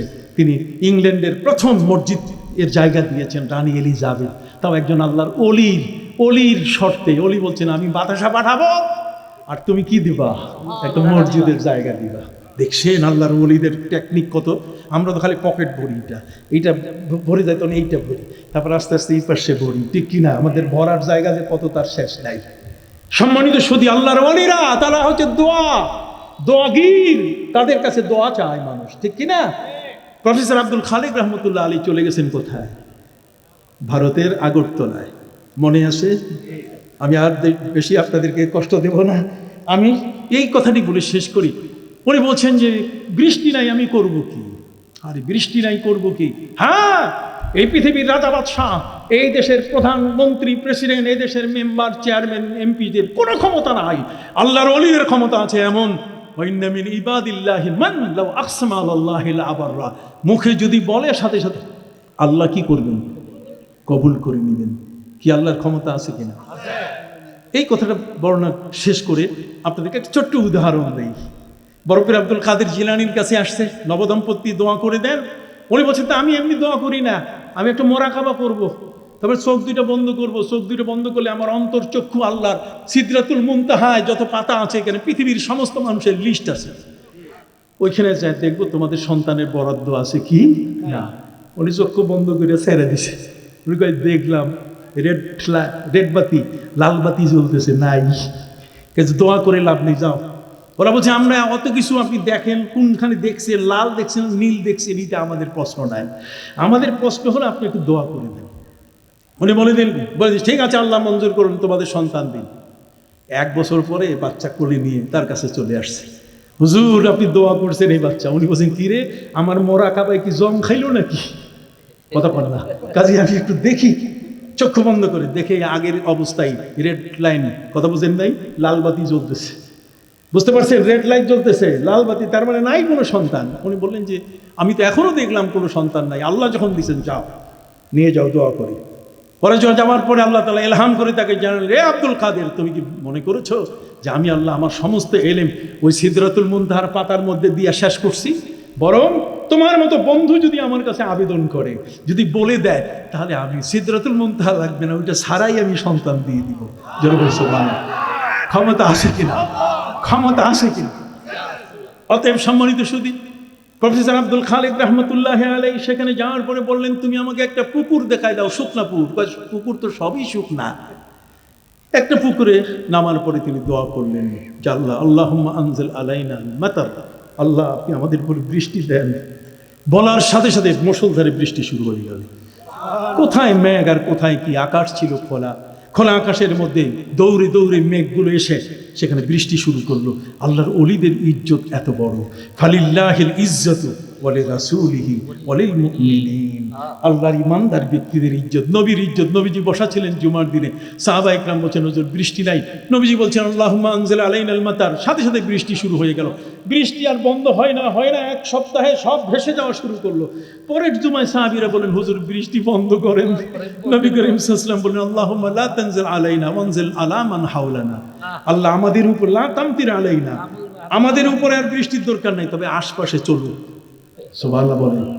অতএব সেই বিষয়গুলো জানতে গেলে আমাদের প্রফেসর আব্দুল খালেক রহমতুল্লাহ আলাইহি দোয়া করলেন, সেই দোয়ায় বৃষ্টি হলো। আর সেই বৃষ্টি ধরে রাখার জন্য ওই যে তার বাড়ির পাশে যে পুকুরটা আছে, কথা বলে না, সেই পুকুরের বৃষ্টি ওই পানির সাথে যোগ করে দেওয়া হলো। এখন আশপাশের যত ক্ষেত, যত এই যে খামার আছে, এগুলোতে ওই পানি ছিটাই দিলে আর পোকা লাগে না, জীবন। সুবহানাল্লাহ বলে। অতএব আলিফ লাম রা কিতাবুন আনজালনাহু ইলাইকা লিতুখরিজান নাসা মিনাজ যুলুমাতি ইলান নূর। এই কোরআন হলো এমন একখানা কিতাব, সেই কোরআন যদি আপনি পড়েন তাহলে আপনাকে অন্ধকার থেকে আলোর পথ দেখাবে, অসত্য থেকে সত্যের পথ দেখাবে, মিথ্যা থেকে সত্যের পথে আপনাকে নিয়ে আসবে। আল্লাহ যেন আমাদেরকে কবুল করেন, সকলে বলেন আমিন। আজকের এই সুন্দর একটু জানতে চাই, একামতের সময় হাইয়া আলাস সালাহ বলার সময় দাঁড়ানো কতটুকু শরীয়ত সম্মত, কোরআন হাদিসের আলোকে জায়েজ বললে উপকৃত হব। শুনুন, আমি না বলে আমার যে উল্টা যারা, তাদের কথা বলি। মুফতি শফি সাহেব তিনি একখানা কিতাব লিখেছেন ফিকার উপরে, কথা বলেন, সেই কিতাবের মধ্যে উনি লিখেছেন পুরা যে এখানে ইকামতে যখন হাইয়া আলাস সালাহ হবে তখন দাঁড়ানো সুন্নত, জানানো কি সুন্নত। কাজে এই সময় আপনার শুনবেন। আমাদের এখানে মুয়াজ্জিন ওই সময় বলে, ওই যখন যাইয়া প্রথম যখন কাতারে যায় মুয়াজ্জিন ঢুকে কয় দাঁড়াইয়া কাতার সোজা করুন, নো, এটা বেদাত। এটা কি বেদাত? দেখো আমাদের দেশের কাতার সোজা করা আছে, প্রত্যেক মসজিদের কাতার কি আছে, সোজা করা আছে। কাজেই যাই আপনি বসে যাবেন, হাইয়া আলাস সালাহর সময় উঠবেন, কিন্তু মুয়াজ্জিন এসে বলে, মুয়াজ্জিন বলবে এটা না, বরং ইমাম বলবে দাঁড়াইয়া সাওয়ু সুফুফাকুম ফাইন্না তাসবিয়াতাস সুফুফি মিন ইকামাতিস সালাহ। আপনি কাতার সোজা করে ফেলেন, কাঁধে কাঁধ মিলান, ঠ্যাঙ্গে ঠ্যাঙ্গে না, শোল্ডার টু শোল্ডার, বাহুর সাথে বাহু, আর ওরা পায়ের সাথে পা ফাঁক করে মিলায়, কথা বোঝেন নাই? তো ওই সময় আমি যখন নামাজ পড়ি আর পাশে যদি ওরকম দুই চারটা পড়ে, তা আমি এমনভাবে পাও ছোট করে ওই দিকে আগাই যাতে পা ফাঁক করে যেন পড়ে দেয়, কথা বোঝেন নাই? তার অর্থ হলো যে আপনাকে 4 আঙ্গুল ফাঁক রেখে দাঁড়াতে হবে দুই পায়ের মাঝখানে, খবরদার ঠ্যাং ফাঁক করা যাবে না। আরেকটা প্রশ্ন করা হয়েছে, বাথরুমে উজু করা কতটুকু জায়েজ? এটা আমাদের দেশের ট্রেডিশন এসে গেছে, বাথরুমে উজু করা উচিত নয়। সেখানে ওয়ালহান নামে একটা শয়তান থাকে। কি শয়তান? ওয়ালহান নামে একটা শয়তান থাকে। এই শয়তান আপনাকে সেখানে অ্যাক্সিডেন্ট করাই দিতে পারে। এই জন্য আপনি বাথরুম বানাবেন ওই ফিরিঙ্গি কায়দায়, পশ্চিমা কায়দায় নয়। গোসলখানা পাবেন আলাদা, আর বাথরুমের পরে আপনি উজুখানার জন্য আলাদা বৈঠক তৈরি করে সেখানে উজু করবেন। সবাই ভালো থাকেন। আসসালামু আলাইকুম ওয়া রাহমাতুল্লাহি ওয়া বারাকাতুহু। একটু দোয়া, দরুদ শরীফ পড়ি। দরুদ শরীফ ছাড়া দোয়া কবুল হয় না। আল্লাহুম্মা সাল্লি আলা সাইয়্যিদিনা ওয়া নাবিয়িনা ওয়া শাফিঈনা ওয়া হাবিবিনা মাওলানা মুহাম্মদ সাল্লাল্লাহু আলাইহি ওয়া আলা আলিহি ওয়া সাহবিহি ওয়া বারাক। হাজরিন, আমি একজন অসুস্থ মানুষ, আমার হার্টে মেশিন লাগানো আছে। এই এত চিল্লাচিল্লি করছি, তারপর হার্ট আমাকে সাপোর্ট দিচ্ছে, আল্লাহর মেহেরবানি। সুবহানাল্লাহ বলেন।